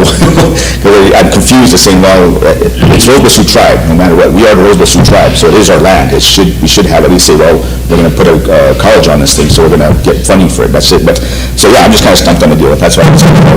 So thank you. On the second page, it speaks to, it's not necessarily the land, I mean, it is, but it talks about the Higher Learning Commission and how passing 23-197, by passing that, it has the unintended consequence of creating a second organization as the superordinate authority over SGU. And that affects the charter that SG has because they're under tribal council. But by approving this resolution, giving, the land to Antelope community, then it brings Antelope community into that, and it adds another governing, I guess, I don't know what the correct term is, but another governing body, and that is how it affects the charter. Emily? Thank you. So I just have a couple things. Just real quickly On the land, I know you're asking, Ben, on the land part of it, I just wanted to explain just a little bit on, it's not the land ownership that's an issue, it's the land management that's the issue. And so right now, a lot of our land has to be going through a lease, and that's how it's protected, because it has due process, it has policy, it has everything, either BIA, TLE, land office, whoever's policy. Well, because this is a special incident, it had a special kind of lease. There wasn't, so it didn't follow the range unit, it didn't follow all of these things like a normally process would. So because of that, we have to address it in a resolution. So my question is, did that 96-103, what was flawed in that original resolution? Because shouldn't that have been setting up this exact thing that allowed for it to be chartered and all of that? That was allowing the land for the expansion of that, with that campus is on now, so it should have spelled it out on there. And in its original resolution that was passed for Range Unit 55, it was spelled out on there. And I don't know why it came about that there was more land to that resolution that they passed in 2004, but evidently Antelope thinks that there is more to it, so that's why it's become a question. And that's why they brought the 2023 here to clarify that. But I think that should have probably been taken to Land and Natural before it was even brought here that day, but that's beyond the...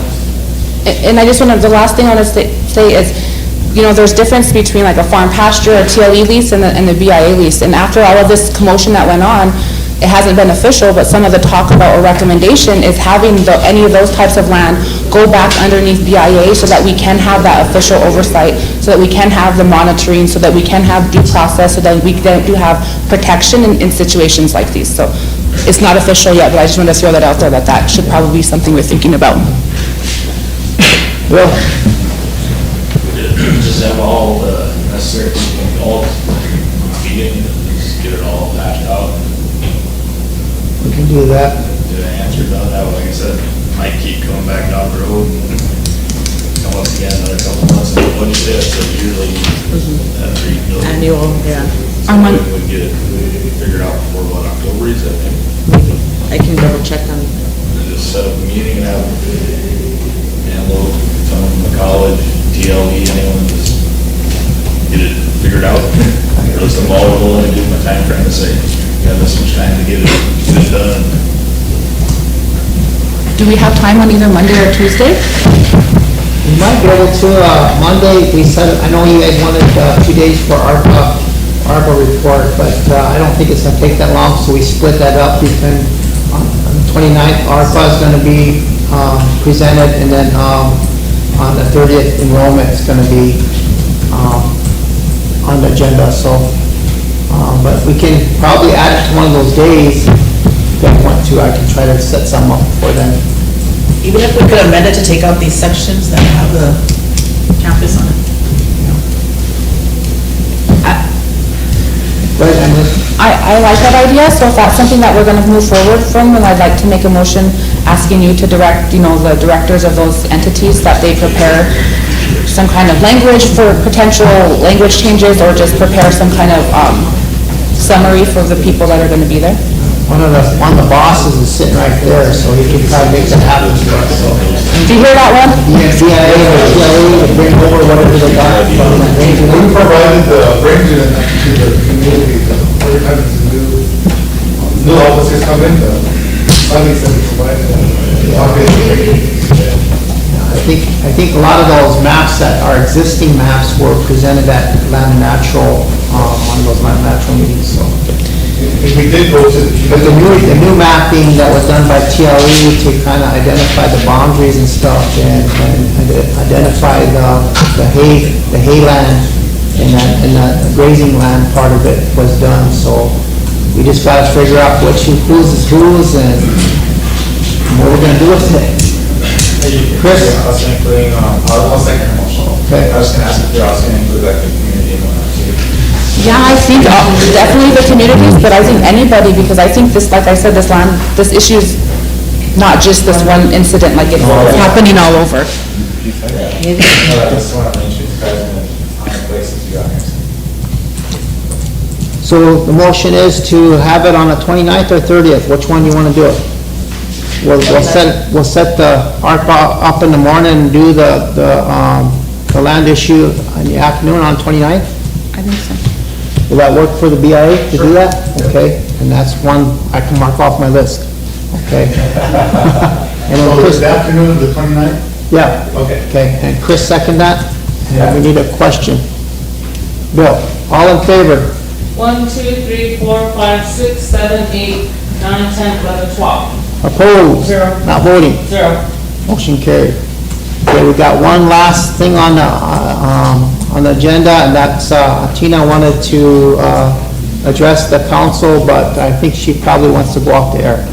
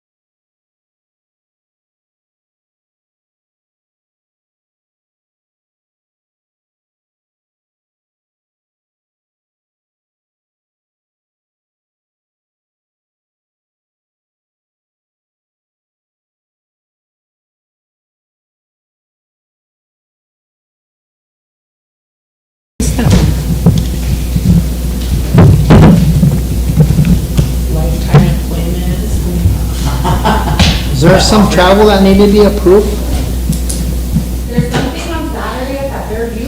I don't know if they need to go to that one. I think Game Fish and Parks Director is going, Yeah, but I just not saw it in our box. it's kind of annual report from, what was his name? Jim. Jim. Jandrew. Jim Jandrew, I think he's gonna give his report for Bear Butte. There's a tribal chairman's meeting tomorrow, their quarterly meeting, then on Friday, the Great Plains is meeting with the Arapaho and Northern and Southern Cheyenne on those lands and around Bear Butte. They want to try to work out some kind of a management plan. Then on Saturday at 8:30, Jim Jandrew is having his annual Bear Butte Coalition meeting. And that's going to be in Sturgis. Yeah, Eric, council wanted to update on, you can't? Okay, that's what I was gonna request, need a motion to go in executive session. Chris? Second by Emily, question by Bill. All in favor? 1, 2, 3, 4, 5, 6, 7, 8, 9, 10, 11, 12. Opposed? 0.